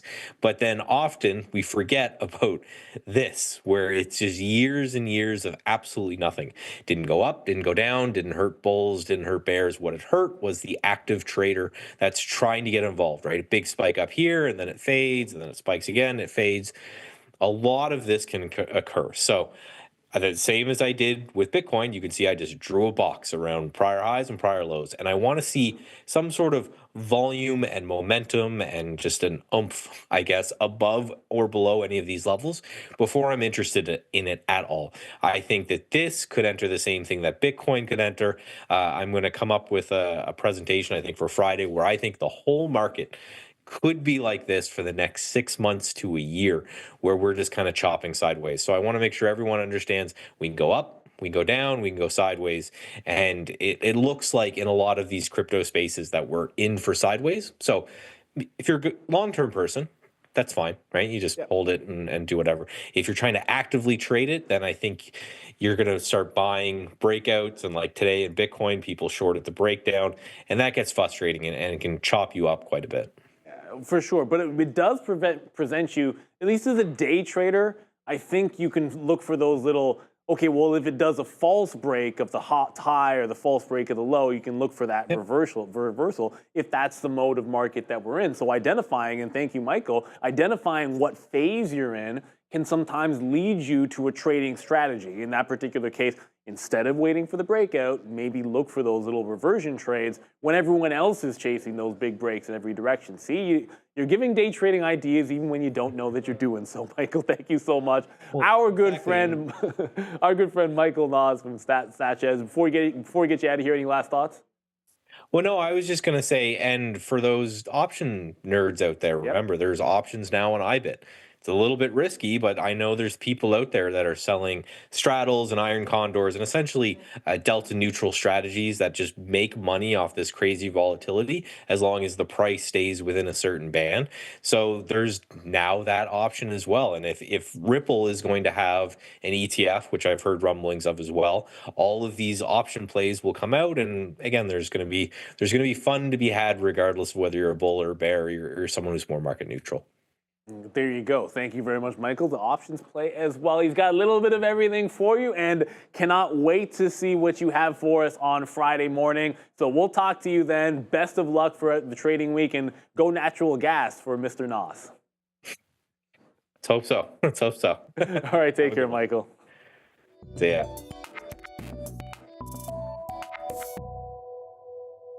So there we go, another great session there from our good friend and Trader Talk from Michael Nas. Daryl, while we're away, I know you posted some things in the chat before we get into any kind of a roll call. There were a couple of earnings and a couple of updates that I think you threw into the chat there right as we were talking to Michael. I did throw them into the chat. So we already went over KBH. They announced they did about 100 million in buybacks. Keep in mind, that's not a new buyback announcement. That's what happened over the previous quarter. But yeah, KBH beat on every metric. Service Titan is a little bit more interesting. TTAN, they actually IPO'd on December 12th, 2024. So pretty recent IPO, only been trading for about a month. They did beat on sales here, $199.28 million versus $198.52 million expected. Their adjusted earnings per share were in line, and the guidance is where things get really interesting for Service Titan. They fully beat here on their revenue guidance for the fiscal year, so they're guiding 2025 revenue between $761.6 million to $763.6 million. That's well above estimates here of $755.722 million. However, their Q4 guidance is awful for revenue. Ooh. I'm sorry, I'll just be honest here. 199 million to 201 million. Analysts are looking for 222.549 million. So the upper end of this missed guidance or missed estimates by over 20 million. Not a great look. We know we say there's no such thing as good or bad earnings, but when you miss like that, it's a little hard to say that's like a great number. But either way, I mean, pretty flat here. Make sure to draw those earning anchors. I was talking to Obi and Wayne and stuff, and they said they had earnings anchors there for WBA and DAL. Yes. I've already dropped my anchors for Service Titan and KBH, so make sure you drop those anchors to the earnings reaction because something new I'm trying this year. We'll have to wait and see how it works, but yeah. Yeah, and Service Titan's pretty much right at there because it's a recent IPO. It's right at those lows. Yeah. I mean, if this with that kind of a move and with that kind of a miss on Q4, watch out because just under $100 is going to be the actual low on Service Titan. But you know what time it is? I do. It's already 4:30. It's roll call time, and if you're not familiar with roll call, that's where Adara is going to rapid fire read out every single name she sees in the chat, give everybody a shout out, and of course, I always say if you want to be in the chat, you got to be a subscriber. Hit that like, hit that subscribe, jump in and give thanks to the best trading team out there. That is Fabian and Ramin on the ones and twos. I see Fabian on the mic as we speak. We've definitely got Andre dropping some socials. We're going to be shooting some more videos in the next coming weeks for you guys. Stay tuned for that. Want to give a big shout out to the Bash brothers on the Midday show, Sharif, and our good friend Options, Joey Options, whichever one you want to call him. Shout out to my main man, Sean. Obi as well, who fills in more off. Of course, Adara, giving you guys the news and the straight goods every single day. And the number one moderator in the business, Bears versus Bulls. Shout out to you. And of course, you can all give yourselves a pat on the back for being the best trading community out there. So get your name in there and let's get some roll call action today. Yeah, shout out to everybody here. Shout out to Bears versus Bulls, referencing Brian Shannon here because I mentioned anchored VWAP. Shout out to Neil. Yes. Shout out to Sean, Sharif, Joe, Obi, Fabian, Ramin, Brendan, Andre. Let's get this chat here. We got Havana Woody, St. Vincent, the Grenadines, the Misses. I like that one. Bill Bagholder, easy peasy. Like Lonnie Berrigan, Drop Trades, Bora Hout, Yatube. We got Conrad, Clark, Alex, M. Allen, Diggity Risks. I like that one. No diggity. Stoic Sobriety. Oh, that's another. A lot of great names in the chat tonight, guys. T.S. Booger. I love that one too. Sally, Jordy VWAP, Bristol, Jai Singh, Tay2 Certified. Sure, I believe here that we have Neil dying over T.S. Booger. We have Baby Buffett with a $2 super chat. Thank you very much, Baby Buffett, for the $2 super chat. Buffett Jr., I guess, over there. BK Lemons, Bryha. We have James Roth, we got Digital Gravity, and we have Mile High Momo. We'll end with that. Also, guys, make sure to check out our social media accounts, Trader TV Live and also TTV Research. I've been putting out some original graphics, and actually just during the market recap, I was working on a brand new one about Mag 7s for earnings. So make sure you take a look at that. That will be out probably sometime within the next few days. So make sure you check out all of those infographics we're putting out for you. Oh, we are going to stay tuned for that. I'm very excited to see them. Those are fantastic. Thank you. Gives you some light, interesting reading, especially on your commute, which I, of course, have one. So thank you, everybody. We got the best community out there. I love some of those names. Yeah, you made me chuckle. I'm a kid at heart. It is what it is. But guess what? It's just the start of the week. We got the whole week to go. We had the buy program at the end of the day, hopefully leading to some more fun tomorrow. You know it will. And to do that, you got to come right back here, 8:30 in the morning. We're Trader TV Live. See you tomorrow. See you.